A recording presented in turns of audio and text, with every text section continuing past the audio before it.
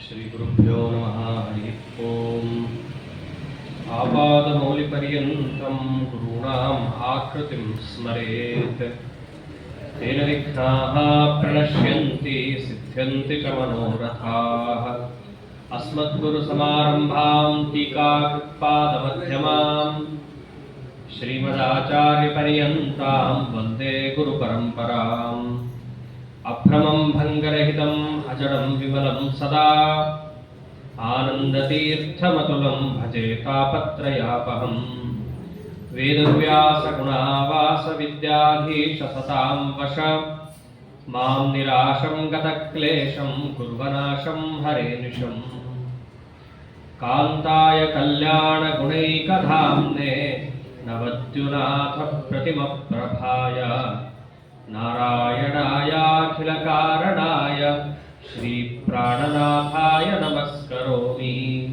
अनाकुलं गोकुलमुल्ललास यत्पालितं नित्यमनाविलात्मा तस्मै नमो नीरदनीलभासे कृष्णाय कृष्णारमणप्रियाय।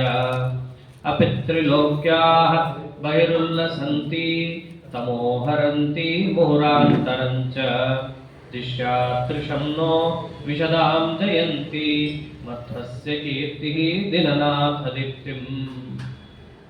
श्रीगुरुभ्यो नमः। हरिः ओम्।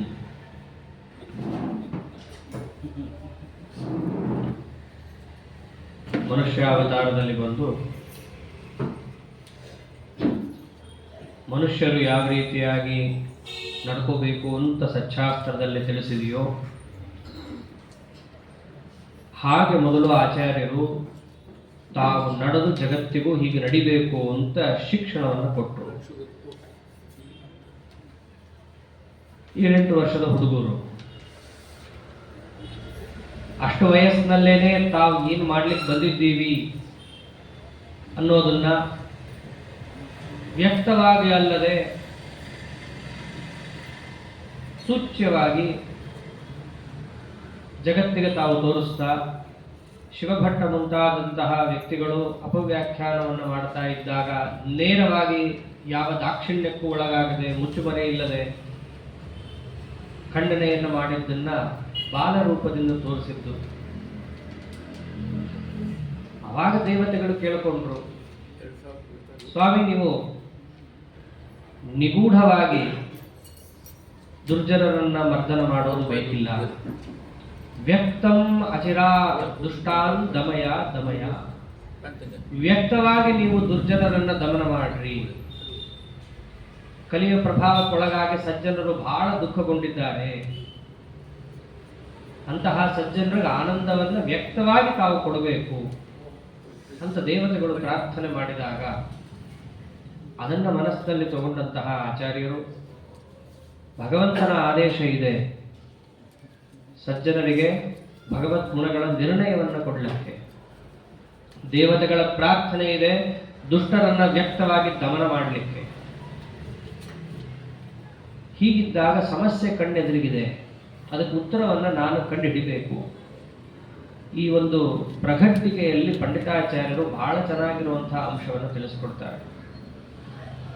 ಅದೇನೆ ಅಥೇಶ ಸಲ್ಲೋಕದಯ ಸುಧಾರ್ದ್ರಯ ಸದಾಗಮಸ್ತೇನ ನಿರಾಸಕಾಮಯ ರಮಾವರಾವಾಸ ಭುವ ವಿಶಾರದೋ ವಿಶಾಲಯ ಚಿಂತಯದಾತ್ಮನೋ ಧಿಯ. ಒಂದು ಸಮಸ್ಯೆ ಬಂದಾಗ ಮನುಷ್ಯ ಹೇಗೆ ಯೋಚನೆ ಮಾಡಬೇಕು ಅನ್ನೋದನ್ನು ತಿಳಿಸ್ತಾ ಇದ್ದಾರೆ ಇಲ್ಲಿ. ನಾವು ಮಾಡುವಂತಹ ಕೆಲಸಕ್ಕೆ 3 ಗುರಿ ಇರಬೇಕು. ಒಂದು ದುರ್ಜನರ ಮರ್ದನ, ಇನ್ನೊಂದು ಸಜ್ಜನರಿಗೆ ಅನುಕೂಲ ಆಗಬೇಕು, ಇದೆಲ್ಲದಕ್ಕೂ ಮಿಗಿಲಾಗಿ 3ನೇದೇನು ಅಂತಂದ್ರೆ ಭಗವಂತನಿಗೆ ಪ್ರೀತಿ ಆಗಬೇಕು. ಅದಕ್ಕೆ ರಮಾವರ ವಾಸಭುವ ರಮಾವರ ರಮಾಪತಿಯಾದಂತಹ ನಾರಾಯಣ ದೇವರಿಗೆ ಆವಾಸ ಸ್ಥಾನವಾದಂತಹದ್ದು ತಮ್ಮ ಬುದ್ಧಿ. ಈ ಮೂರನ್ನೂ ತಾವು ಮನಸ್ಸಿನಲ್ಲಿಟ್ಟುಕೊಂಡು ವಿಚಾರವನ್ನು ಮಾಡಿದ್ರು. ಆಚಾರ್ಯರು ಸುಮ್ಮನೆ ಸನ್ಯಾಸಾಶ್ರಮ ತಗೋಬೇಕು ಅಂತ ಹೇಳಿ ಹೋದವರಲ್ಲ. ನಾ ಯಾಕೆ ಸನ್ಯಾಸವನ್ನು ತಗೊಳ್ತಿದ್ದೀನಿ ಅನ್ನೋದಕ್ಕೆ ಸ್ಪಷ್ಟ ಕಾರಣವನ್ನು ಕೊಡ್ತಾರೆ. ಭಗವಂತನ ಗುಣ ನಿರ್ಣಯ ಜಗತ್ತಿಗೆ ಕೊಡಬೇಕು ಅಂತ ಭಗವದ್ ಆದೇಶ. ಅವನ ಜ್ಞಾನ ಜಗತ್ತಿಗೆ ಆಗಬೇಕು ಅಂತಂದ್ರೆ ಅದು ಸುಲಭವಾಗಿ ಆಗಲ್ಲ. ಯಾರಿಗೆ ವಿಷಯ ವೈರಾಗ್ಯ ಇಲ್ಲವೋ, ಯಾರಿಗೆ ಅಸಂಗ ಇಲ್ಲವೋ ಅವರಿಗೆ ಭಗವಂತನ ಗುಣ ನಿರ್ಣಯ ಆಗೋದಿಲ್ಲ. ಆದ್ದರಿಂದ ಅಸಂಗ ಎಂಬುದು ಭಗವಂತನ ಜ್ಞಾನಕ್ಕೆ ಕಾರಣವಾದ ಪ್ರಥಮ ಅಂಶ. ಇದು ಒಂದು ಕಡೆ. ಅಸಂಗ ಎಂಬುದು ಮುಖ್ಯ ಪ್ರಾಣದೇವರಿಗೆ ಯಾವಾಗಲೂ ಇದೆ.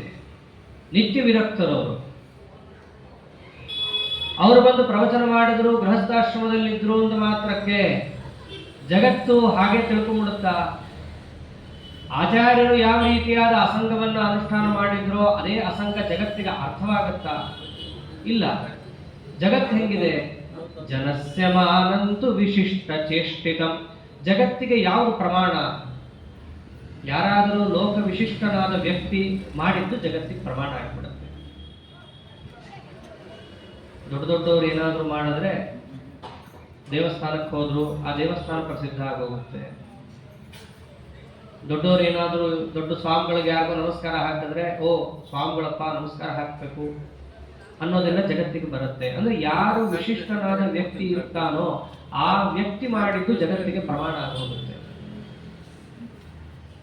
ಇಡೀ ಪ್ರಪಂಚದಲ್ಲಿ ವಿಶಿಷ್ಟ ವ್ಯಕ್ತಿ ಯಾರು? ಯಾವ ಆಶ್ರಮದಲ್ಲಿದ್ದರೆ ಯಾವ ಭೇದ ಭಾವವೂ ಇಲ್ಲದೆ ಎಲ್ಲರೂ ಕಾಲಿಗೆ ಬೀಳ್ತಾರೋ ಅಂಥ ಆಶ್ರಮದಲ್ಲಿರುವ ವ್ಯಕ್ತಿ ವಿಶಿಷ್ಟ ವ್ಯಕ್ತಿ.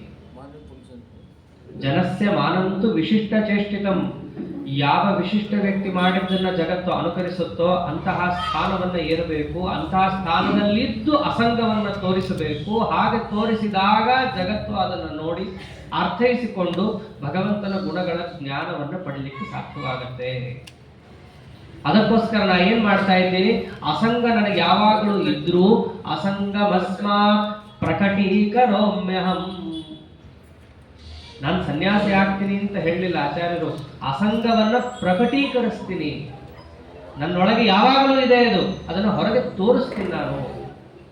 ಅದಕ್ಕೋಸ್ಕರ ಮಾಡಿದ್ದೇನು? ನಿಜಂ ಭಜನ್ ಪಾರಮಹಂಸ್ಯಮಾಶ್ರಮಂ. ಅದಕ್ಕೋಸ್ಕರ ನಾನು ಪರಮಹಂಸಾಶ್ರಮವನ್ನು ಸ್ವೀಕಾರ ಮಾಡ್ತೀನಿ. ಮತ್ತೊಂದು ಪ್ರಶ್ನೆ ಬರುತ್ತೆ, ಅಸಂಗವನ್ನು ತೋರಿಸೋದೇ ಆಗಿದ್ದರೆ ಸನ್ಯಾಸಾಶ್ರಮವನ್ನೇ ಹಿಡಿದು ಯಾಕೆ ತೋರಿಸ್ಬೇಕು? ಬೇರೆ ಆಶ್ರಮವನ್ನು ಹಿಡಿದು ತೋರಿಸ್ಲಿಕ್ಕೆ ಬರ್ತಿರ್ಲಿಲ್ವಾ? ವಾನಪ್ರಸ್ಥದಲ್ಲಿ ಇರ್ಬೋದು, ಗೃಹಸ್ಥದಲ್ಲಿ ಇರ್ಬೋದು. ಎಷ್ಟು ಜನ ಗೃಹಸ್ಥಾಶ್ರಮದಲ್ಲಿದ್ದು ಅತ್ಯಂತ ವಿರಕ್ತರಾಗಿ ಸಾಧನೆ ಮಾಡಿದ ಜಗತ್ತಲ್ಲಿಲ್ಲ. ಹಾಗೆ ಯಾಕೆ ತೋರಿಸಬಾರ್ದಿತ್ತು? ಅದಕ್ಕೊಂದು ಪ್ರತ್ಯೇಕ ಕಾರಣ ಕೊಡ್ತಾರೆ ಆಚಾರ್ಯರು. ಮಮ ಪ್ರಭೋರ್ನಾ ಪರಥಾ ಹಿ ಶೋಭತೆ ದ್ವಿಷತ್ಸು ವಿಷ್ಣು ಯದದಂಡಧಾರಣಂ ಹರಿಸ್ವಸ ನನ್ವಚಿರಾದ ಸದ್ಭಿದೆ ಭವೇದತೋ ನಾಸ್ಮಿ ಚ ದಂಡಧಾರಕಃ. ಭಾಗವತ ಧರ್ಮ ಹೀಗಿದೆ. ಬ್ರಾಹ್ಮಣನಾಗಿ ಯಾರು ಹುಟ್ಟಿರ್ತಾನೋ ಅವನಿಗೆ 4 ಆಶ್ರಮಗಳಲ್ಲಿ ಬ್ರಹ್ಮಚರ್ಯ, ಗೃಹಸ್ಥ, ವಾನಪ್ರಸ್ಥ ಇವು 3 ಆಶ್ರಮಗಳಲ್ಲೂ ಕೂಡ ಆತ ದಂಡನೆಯನ್ನ ಮಾಡಲಿಕ್ಕೆ ಅವಕಾಶ ಇದೆ. ದಂಡನ ಅಂತಂದ್ರೆ ದೇಹ ದಂಡನ. ಭಗವಂತನ ವಿರೋಧಿಗಳು ಯಾರಾದರೂ ಬಂದಾಗ ಮೊದಲು ಅವರಿಗೆ ತಿಳಿಸಿಕೊಡಬೇಕು. ತಿಳಿಸಿಕೊಟ್ಟ ಮೇಲೂ ಅವರು ಉದ್ದಾಮರಾಗಿ ವರ್ತಿಸ್ತಾ ಇದ್ದಾಗ ಅವರಿಗೆ ದಂಡನೆ ಮಾಡಲಿಕ್ಕೆ ಅಧಿಕಾರ ಇರುವಂತಹ ಆಶ್ರಮಗಳು ಅಂದ್ರೆ 3. ಮುಖ್ಯ ಪ್ರಾಣದೇವರು ಅಂತಹ ಸಮರ್ಥರು. ಎಲ್ಲರನ್ನೂ ಕೂಡ ತಲಪ್ರಹಾರ ಚೂರ್ಣಿತಾನ್, ರಾವಣನ ಸೇನೆಯನ್ನೇ ಬಿಟ್ಟವರಲ್ಲ. ಈಗಿದ್ದಂಥವ್ರು ಯಾವ ಲೆಕ್ಕ ಅವರಿಗೆ? ಇವರೇನಾದರೂ ಗೃಹಸ್ಥಾಶ್ರಮವನ್ನ ಸ್ವೀಕಾರ ಮಾಡಿದ್ರು, ವಾಕ್ಯಾರ್ಥಕ್ಕೆ ಕರೆದೇ ಕರಿತಾ ಇದ್ರು. ಇದ್ದವರು ವಾಂಡರು, ಅವ್ರು ಯಾರ ಮಾತು ಕೇಳೋಲ್ಲ. ಹರಿಸರ್ವೋತ್ತಮ ಅಂತ ಇವರು ಯುಕ್ತಿಯಿಂದ ಸಮರ್ಥನೆ ಮಾಡಿಕೊಟ್ಟ ಮೇಲೂ ಹಾರಾಡೋರು ಇದ್ದವರೇನೆ. ಅವಾಗ ಮಾಡಬೇಕಾದದ್ದೇನು? ದಂಡನೆ ಮಾಡಬೇಕು. ಹಂಗೆ ಮಾಡ್ತಾ ಕೂತು ಎಷ್ಟು ಜನ ಮಾಡಬೇಕು? ಎಲ್ಲರೂ ಅವರೇ ತುಂಬಿಟ್ಟಿದ್ದಾರೆ. ಅಸುರ ಜನರೇ ಬಹಳ, ವಶವೆಲ್ಲ ಕಲಿಯ ಬಾಧೆ. ಹಂಗಂತಂದ್ರೆ ಇಡೀ ಜಗತ್ತನ್ನೇ ನಾನು ಮುಗಿಸಿ ಹೋಗ್ಬೇಕಾಗತ್ತೆ. ಸರಿ, ಮಾಡೇ ಬಿಡೋಣಂತೆ. ಭಗವಂತನ ದ್ವೇಷಗಳು ತುಂಬಿಕೊಂಡಾಗ ಅವರನ್ನ ಮಟ್ಟ ಹಾಕೋದೇ ತಾನೇ ತನ್ನ ಕರ್ತವ್ಯ. ಮಾಡೇ ಬಿಡೋಣ ಅಂತಂದ್ರೆ ಭಗವಂತನ ಇಚ್ಛಾ ಇಲ್ಲ, ಆದೇಶ ಇಲ್ಲ. ದೇವರು ಹೇಳಿದ್ದು ಬರೀ ಬಾಯಿಂದ ಕೆಲಸ ಮಾಡಕ್ಕೆ, ಕೈಯಿಂದ ಕೆಲಸ ಮಾಡಕ್ಕೆ ಹೇಳೇ ಇಲ್ಲ. ಇವ್ರನ್ನ ಬಿಡೋ ಹಾಗಿಲ್ಲ, ನನ್ನ ಕೆಲಸ ಪೂರ್ಣ ಮಾಡಬೇಕು. ಇವ್ರನ್ನ ದಂಡನ ಮಾಡದೆ ಬಿಟ್ಟೆ ಅಂತ ಹಂಗೂ ತಿಳ್ಕೋಬಾರ್ದು. ಅವ್ರಂತಾರ ಒಂದು ಮಾತು, ಹರಿಸ್ವಸಾನನ್ವಚಿರಾದ ಸದ್ಭಿದೆ. ಅತಿ ಶೀಘ್ರದಲ್ಲೇನೆ ನಮ್ಮವ್ವ ಬರ್ತಾಳೆ, ದುರ್ಗಾದೇವಿ ಬರ್ತಾ ಇದ್ದಾಳೆ, ಅವಳೆಲ್ಲ ನೋಡ್ಕೊತಾಳೆ, ಇವರನ್ನ ದಂಡನೆಯನ್ನ ಅವಳು ಕೊಡ್ತಾಳೆ. ಹಾಗಾಗಿ ನನಗೆ ಭಗವಂತ ಎಷ್ಟು ಹೇಳಿದ್ದಾನೋ ಅಷ್ಟನ್ನು ಮಾತ್ರ ಮಾಡಿ ಹೋಗ್ತೀನಿ.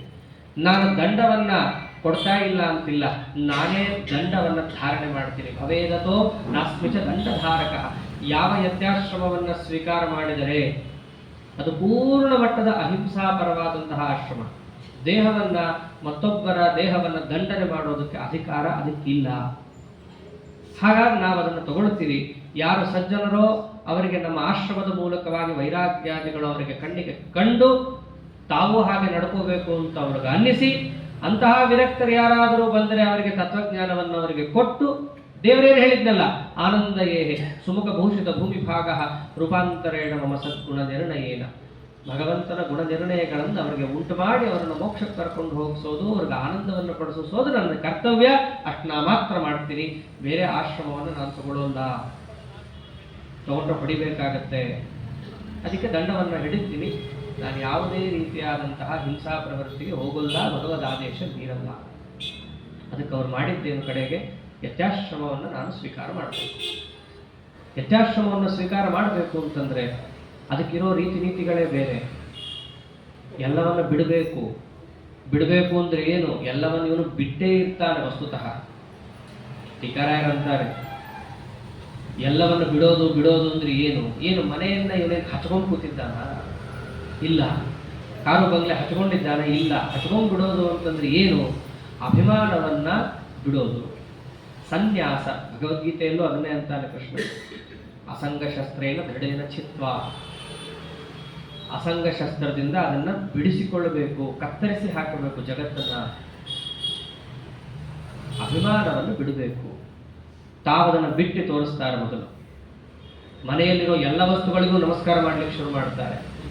ಮನೆಯಲ್ಲಿರುವಂತಹ ಭಗವಂತನ ಅನುಜ್ಞೆ ತಗೋಬೇಕಲ್ಲ. ಸ್ವಾಮಿ, ಇಷ್ಟು ದಿವಸ ನೀನು ನನಗೆ ಈ ಸ್ಥಳದಲ್ಲಿದ್ದು ನನಗೆ ಆಶ್ರಯವನ್ನು ಕೊಟ್ಟವನು. ಈ ಗೋಡೆಯಲ್ಲಿದ್ದವನು ನೀನೆ, ಕಂಬದಲ್ಲಿದ್ದವನು ನೀನೆ, ಚಾಪೆಯಲ್ಲಿದ್ದವನು ನೀನೆ, ಮನೆಯಲ್ಲಿರುವ ಪ್ರತಿಯೊಂದು ವಸ್ತುವಿನಲ್ಲೂ ಇದ್ದು ನಮಗೆ ರಕ್ಷಣೆ ಕೊಡೋನು ನೀನು. ಆದ್ದರಿಂದ ನಿನ್ನ ಅನುಜ್ಞೆಯನ್ನ ಪಡೆದು ನಾನು ಹೊರಡ್ತಾ ಇದ್ದೀನಿ. ಇನ್ನ ಈ ಮನೆಯಲ್ಲಿ ಅಭಿಮಾನವನ್ನು ಬಿಡ್ತಾ ಇದ್ದೀನಿ ಅಂತ ಹೇಳಿ ಎಲ್ಲಾ ವಸ್ತುಗಳಿಗೂ ಆಚಾರ್ಯರು ನಮಸ್ಕಾರ ಮಾಡ್ತಾ ಇದ್ದಾರೆ. ಪುಟ್ಟು ಹುಡುಗ 7-8 ವರ್ಷ ಗೋಡೆಗೆ, ಕಂಬಕ್ಕೆ ನಮಸ್ಕಾರ ಹಾಕೋದನ್ನ ಅಪ್ಪ ನೋಡಿದ್ರು. ನಿಜೇಜನೆ ಕಿಂ ನಮಸೀತಿ ಪೃಚ್ಛತಿ ಬ್ರುವನ್ ಸ್ವವಸ್ತು ಪ್ರಣತಿಲ್ಯಧಾಮಿತಿ. ಕಂಬಕ್ಕೆ ಯಾಕೆ ನಮಸ್ಕಾರ ಮಾಡ್ತಾ ಇದ್ದೀಯೋ? ನನ್ನ ವಸ್ತು ನಾನು ನಮಸ್ಕಾರ ಮಾಡ್ತೀನಿ, ನೀವ್ಯಾರು ಕೇಳಕ್ಕೆ ಅಂತ. ಎರಡೂ ಅರ್ಥ. ಆಚಾರ್ಯನಿಗೆ ತನ್ನ ವಸ್ತು ಅಂದ್ರೆ ಜಗತ್ತಲ್ಲಿ ಒಂದೇ, ಅದು ನಾರಾಯಣ ದೇವರು ಒಂದೇ. ಅವ್ರು ಅದನ್ನೇ ಹೇಳಿದ್ರು, ನನ್ನ ವಸ್ತು ನಾನು ನಮಸ್ಕಾರ ಮಾಡ್ತೀನಿ. ಅರ್ಥ ಮಾಡ್ಕೊಳ್ಳೋರು ಏನೋ ಮಾಡ್ಕೊಂಡ್ರು. ಅವ್ನು ಡೆಸ್ಕು ಅವ್ನು ನಮಸ್ಕಾರ ಮಾಡ್ಕೊಂಡ, ಅವನ ಪೆನ್ನು ಅವ್ನು ನಮಸ್ಕಾರ ಮಾಡ್ಕೊಂಡ, ಅವನ ಬಟ್ಟೆ ಅವ್ನು ನಮಸ್ಕಾರ, ಅರ್ಥವೇ ಮಾಡ್ಕೊಳ್ಳಿಲ್ಲ. ಹೀಗೆ ಅಲ್ಲಿ ವಿಚಿತ್ರವಾದ ತಮ್ಮ ಲೀಲೆಯನ್ನು ತೋರಿಸ್ತಾ, ನಾವು ಯತ್ಯಾಶ್ರಮವನ್ನು ಸ್ವೀಕಾರ ಮಾಡಬೇಕು ಅಂದ್ರೆ ಅಂಥ ಒಬ್ಬ ಗುರುಗಳನ್ನು ಹುಡುಕಿಕೊಂಡು ಹೋಗಬೇಕು. ಯತ್ಯಾಶ್ರಮ ಬೇಕು ಅಂತ ಹೇಳಿ ನದಿಯಲ್ಲಿ ಜನವಾರ ಎಸೆದು ಸಿಕ್ಕ ಅರ್ಧ ಬಟ್ಟೆಯನ್ನು ಉಟ್ಟುಕೊಂಡು ಹೋದರೆ ಯತ್ಯಾಶ್ರಮ ಅಲ್ಲ. ನಿಜವಾದ ಯತ್ಯಾಶ್ರಮ ಅಂತಂದ್ರೆ ಅದಕ್ಕೊಂದು ಕ್ರಮ ಇದೆ. ಯೋಗ್ಯ ಗುರುಗಳ ಹತ್ತಿರ ಹೋಗಬೇಕು, ಅವರ ಅನುಜ್ಞೆಯನ್ನ ಪಡಿಬೇಕು, ಮನೆಯಲ್ಲಿದ್ದವರ ಎಲ್ಲರ ಅಪ್ಪಣೆಯನ್ನ ಪಡಿಬೇಕು. ಪಡೆದು ಅವರ ಹತ್ರ ಹೋಗಿ ಅಧೀಹಿ ಭಗವೋ ಬ್ರಹ್ಮೇತಿ ಅಂತ ಎಲ್ಲ ಮಂತ್ರಗಳಿವೆ. ತದುಚ್ಚಾರಣ ಪುರಸ್ಸರವಾಗಿ ಅವರಿಂದ ಆಶ್ರಮವನ್ನು ಸ್ವೀಕಾರ ಮಾಡಿದರೆ ಯತ್ಯಾಶ್ರಮ. ಬೇರೆಯವರ ಕಥೆಯಲ್ಲಿ ನಾವೇ ಕೇಳ್ತೀವಿ, ನಾವು ಕೇಳೋದಿಲ್ಲ, ಅವರೇ ಹೇಳ್ಕೊತಾರೆ. ಬಹಳ ಅಪಾಯ ಒದಗಿ ಬಂತು, ಜನವಾರ ತೆಗೆದು ಎಸೆದ್ರು, ಸನ್ಯಾಸಿಗಳಾದರು. ಹಂಗಿದ್ರೆ ಜಗತ್ತಿನಲ್ಲಿ ಎಲ್ಲರೂ ಸನ್ಯಾಸಿಗಳಾಗೋಗ್ಬೋದು, ಸುಲಭವಾದ ಆಶ್ರಮ ಅಂತ ಆಗೋಗುತ್ತೆ. ಹಾಗಿಲ್ಲ. ಅದು ಯತ್ಯಾಶ್ರಮಕ್ಕೆ ತನ್ನದೇ ಆದ ನಿಯಮಗಳಿದೆ, ಕಟ್ಟುಪಾಡಿದೆ. ಆ ರೀತಿಯಲ್ಲಿ ಹೋದರೇನೇ ಅದು ನಿಜವಾದ ಯತ್ಯಾಶ್ರಮ. ಅದಕ್ಕಷ್ಟು ಮಹತ್ವ ಇದೆ ಅದಕ್ಕೆ. ಹೀಗೆ ಆಚಾರ್ಯರು ಗುರುಗಳನ್ನು ಅನ್ವೇಷಿಸಿಕೊಂಡು ಹೋದಾಗ ಅಂಥ ಆಚಾರ್ಯರಿಗೆ ಉಪದೇಶ ಮಾಡುವ ಗುರುಗಳು ಯಾರಿದ್ದಾರೆ ಜಗತ್ತಿನಲ್ಲಿ? ಇದ್ರು. ಯಾರವರು? ಯತಿರ್ಯತಾತ್ಮ ಭುವಿ ಕಶ್ಚನ ಭವತ್ ವಿಭೂಷಣೋ ಭೂರಿ ವಿರಕ್ತಿಭೂಷಣ ನಾಮ ಮಾತ್ರ ಶುಚಿಮರ್ಥತೋಪಿಯಂ ಜನೋಚ್ಯುತ ಪ್ರೇಕ್ಷಮುದಾಹರತ್ ಸ್ಫುಟಂ. ಅಚ್ಯುತ ಪ್ರೇಕ್ಷಾಚಾರ್ಯರು ಅಂತ ಹೇಳಿ ಆಗಿನ ಕಾಲದಲ್ಲಿದ್ದ ವಿರಕ್ತಿಯನ್ನೇ ತಮ್ಮ ಆಭರಣವನ್ನಾಗಿ ಮೈ ಮೇಲೆ ಹೊಂದಿಕೊಂಡಂತಹ ದೊಡ್ಡ ಯತಿಗಳು, ಪರಮಹಂಸಾಶ್ರಮಿಗಳಿದ್ದರು. ಆಚಾರ್ಯರಿಗೆ ಪ್ರಣವೋಪದೇಶ ಕೊಡೋ ಭಾಗ್ಯ ಅವರಿಗೆ ಹೇಗೆ ಒದಗಿ ಬಂತು? ಅದಕ್ಕೊಂದು ಕಾರಣ ಕೊಡ್ತಾರೆ. ಅದೇನೇ ಪುರೈಷ ಕೃಷ್ಣಾಕರ ಸಿದ್ಧ ಶುದ್ಧಿಮತ್ ವರಾನ್ನ ಭುಕ್ತ್ಯ ಕಿಲ ಪಾಂಡವಾಲಯೇ ವಿಶೋಧಿತಾತ್ಮ ಮಧುಕೃತ್ ಪ್ರವೃತ್ತಿಮಾನ್ ಚಚಾರ ಕಾಂಶ್ಚಿತ್ ಪರಿವತ್ಸರಾನ್ ಮುದಾ. ನಾವು ತಿನ್ನುವಂತಹ ಅನ್ನಕ್ಕೆ ಎಷ್ಟು ಮಹತ್ವ ಇದೆ ಅನ್ನೋದು ಇಲ್ಲೇ ಗೊತ್ತಾಗುತ್ತೆ. ಹೊಟ್ಟೆ ತುಂಬಿಸ್ಕೊಳಕ್ರಿ ಅನ್ನ, ಎಲ್ಲಿ ತುಂಬಿಸ್ಕೊಂಡ್ರೇನು? ತತ್ವಜ್ಞಾನವನ್ನು ಒಳ್ಳೆ ಆಚಾರ ದ್ರೋಹಿ ಪಡೆದುಬಿಟ್ರೆ ಸಾಕು ಅಂತ ಒಂದು ಭ್ರಮೆ. ಖಂಡಿತ ತಪ್ಪು. ನಾವು ತಿನ್ನುವಂತಹ ಅನ್ನ ನಮ್ಮ ಬುದ್ಧಿಗೆ ಮನಸ್ಸಿಗೂ ಕೂಡ ಆಹಾರ.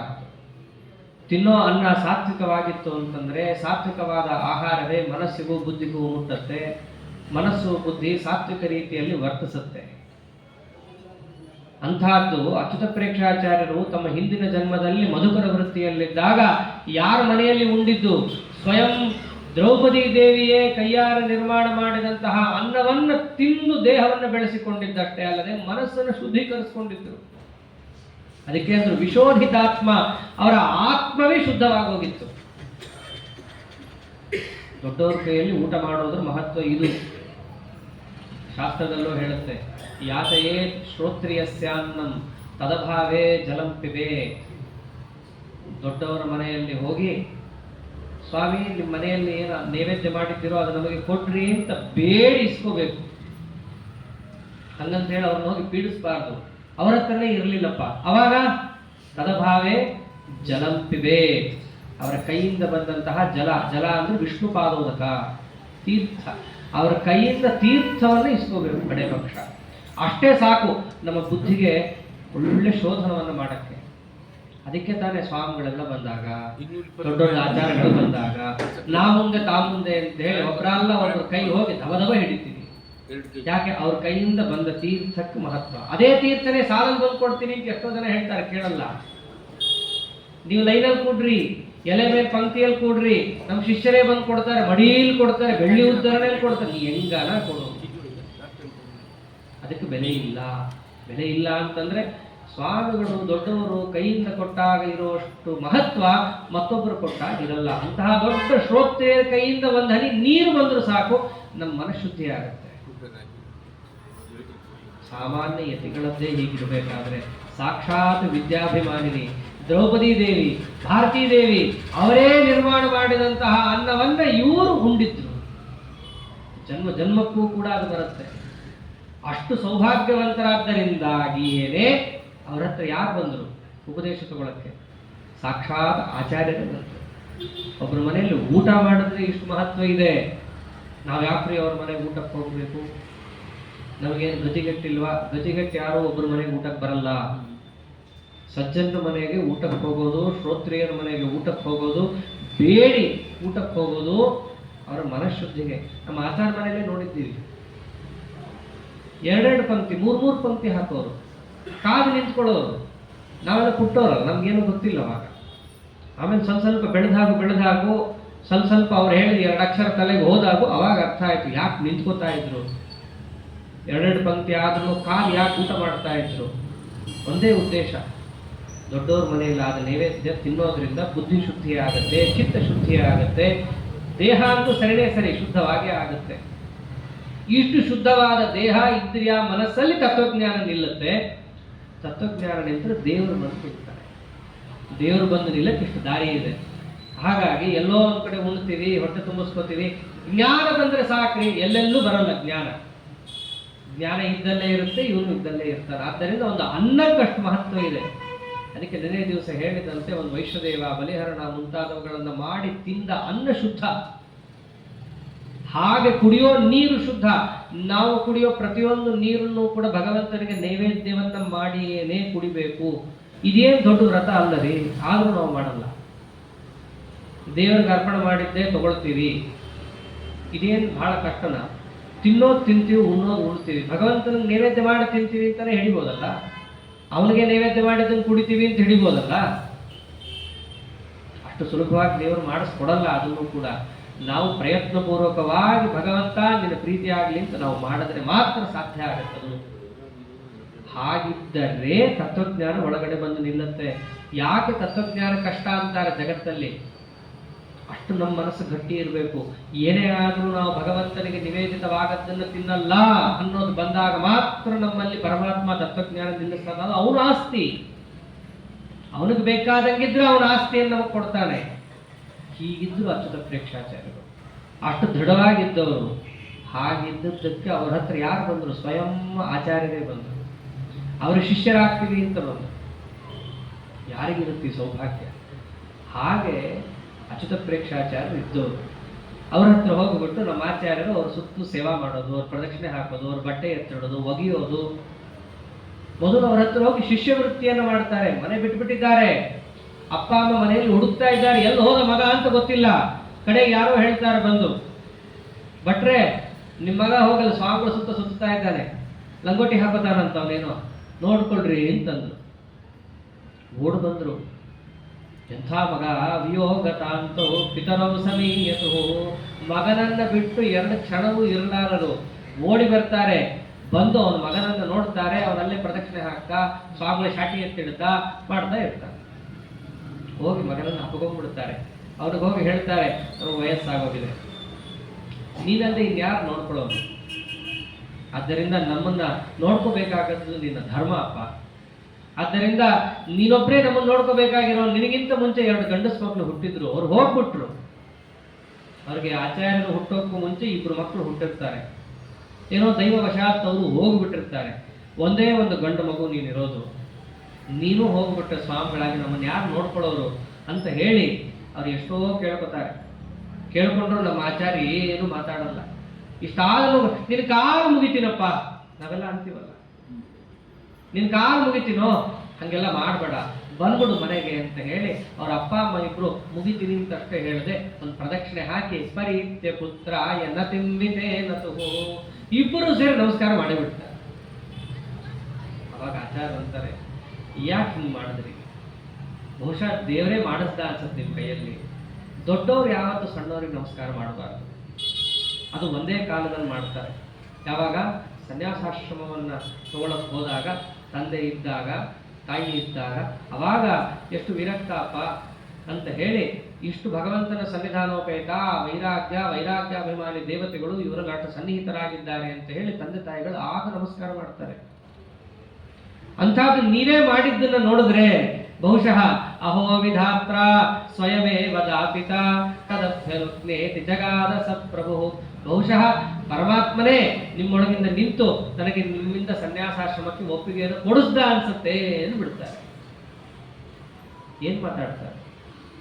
ಎಷ್ಟೋ ಹೇಳಿದ್ರು ಕೇಳಲಿಲ್ಲ. ಕಡೆಗೆ ಅಚ್ಯುತ ಪ್ರೇಕ್ಷಾಚಾರ್ಯ ಹತ್ರ ಬರ್ತಾರೆ. ನನ್ನ ಮಗ ಸಣ್ಣವನು, ಅವನೇನೋ ಹೇಳ್ತಾರಂತ ನೀವು ಆಶ್ರಮ ಕೊಟ್ಟು ಬಿಡ್ಬೇಡ್ರಿ, ನೋಡ್ಕೊಳ್ರಿ ಅಂತ ಹೇಳಿ ಹೋಗ್ತಾರೆ. ಸರಿ, ಸ್ವಾಮಿಗಳ ಹತ್ರ ತಾನೇ ಇರೋದು, ಇರ್ಲಿ ಅಂತ ಬಿಟ್ಟು ತಮ್ಮ ಮನೆಗೆ ಬಂದ್ರೆ ಕೂಡಕ್ಕಾಗ್ತಾ ಇಲ್ಲ. ಕೂತಲ್ಲಿ ನಿಂತಲ್ಲಿ, ಓ ಇಲ್ಲೇ ನನ್ನ ಮಗ ಓಡಾಡ್ತಾ ಇದ್ದ, ಇಲ್ಲೇ ನನ್ನ ಮಗ ಕೂಡ್ತಾ ಇದ್ದ, ಇಲ್ಲಿ ನನ್ನ ಮಗ ಇದ್ದ, ಇಲ್ಲಿ ನಗ್ತಾ ಇದ್ದ, ಈಗ ನನ್ನ ಬಂದು ಹಿಡ್ಕೋತಾ ಇದ್ದ.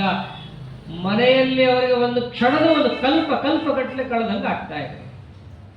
ಕೂಡಕ್ಕಾಗ್ಲಿಲ್ಲ. ಸೀದಾ ಓಡಿ ಬರ್ತಾರೆ ಅಲ್ಲಿಂದ. ಮಗ ಎಲ್ಲಿದ್ದಾನೆ ಅಂತ ಹುಡ್ಕೊಂಡ್ ಬರ್ತಾರೆ. ಮಗ ಎಲ್ಲಿದ್ದಾನೆ ಅಂತ ಹುಡ್ಕೊಂಡ್ ಬಂದು ನೋಡ್ತಾರೆ. ಅವರು ಮೊದಲು ಎಲ್ಲಿರ್ತಾರೋ ಅಲ್ಲಿರಲ್ಲ. ಕೇಳಿದ್ರು, ಯಾಕೆಂದ್ರೆ ಸನ್ಯಾಸಿಗಳು ಸಂಚಾರ ಮಾಡೋರು. ಅಚ್ಯುತ ಪ್ರೇಕ್ಷಾಚಾರ ಆ ಊರಿಂದ ಇನ್ನೊಂದು ಕಡೆ ಹೋಗ್ಬಿಟ್ಟಿರ್ತಾರೆ. ಅನಂತೇಶ್ವರ ದೇವಾಲಯದಿಂದ ಮತ್ತೊಂದು ಊರು, ಅದು ಕುತ್ಯಾಡಿ ಅಂತ, ನೇತ್ರಾವತಿ ನದಿಯನ್ನು ದಾಟಿ ಹೋಗಬೇಕಲ್ಲಿಗೆ. ಆ ಊರಿಗೆ ಅವರಲ್ಲಿ ಮಠದಲ್ಲಿ ಕೂತಿರ್ತಾರೆ. ಕುಡುಮೂರಲ್ಲಿ ಕುತ್ಯಾದಿ ಮಠ ಆಗಿನ ಕಾಲದಲ್ಲಿ. ನೇತ್ರಾವತಿ ನದಿ ದಾಟಿ ಅಲ್ಲಿದ್ದಾರೆ ಎಂದು ನೇತ್ರಾವತಿ ನದಿಯನ್ನು ದಾಟಿಯೂ ಹೋಗ್ತಾರೆ. ದಾಟಿ ಹೋದ ಮೇಲೆ ಮಗ ಮತ್ತಲ್ಲೇ ಯಥಾ ಪ್ರಕಾರ ಸ್ವಾಮಿಗಳು ಸುತ್ತಲೇ ಇರೋದನ್ನು ನೋಡಿದ್ರು. ಕರ್ಕೊಂಡು ಹೋಗೇ ಬಿಡಬೇಕು ನನ್ನ ಮಗನ್ನ ಅಂತ ಹೇಳಿ ನಿಂತಿದ್ದಾರಪ್ಪ. ಏನು 7-8 ವರ್ಷದ ಹುಡುಗ ಹಾರಾಡೋದು ಎತ್ಕೊಂಡು ಹೋಗ್ಬಿಡೋದಪ್ಪ ಅಷ್ಟೇ. ಇಷ್ಟು ಯಾವಾಗ ಮನಸ್ಸನ್ನು ಮಾಡಿ ಬಂದಿದ್ದಾರೋ ಅವಾಗ ಎಷ್ಟು ಹೇಳಿದ್ರು ಕೇಳಲಿಲ್ಲ. ಅಪ್ಪನಿಗೂ ಸಿಟ್ಟು ಬಂತು.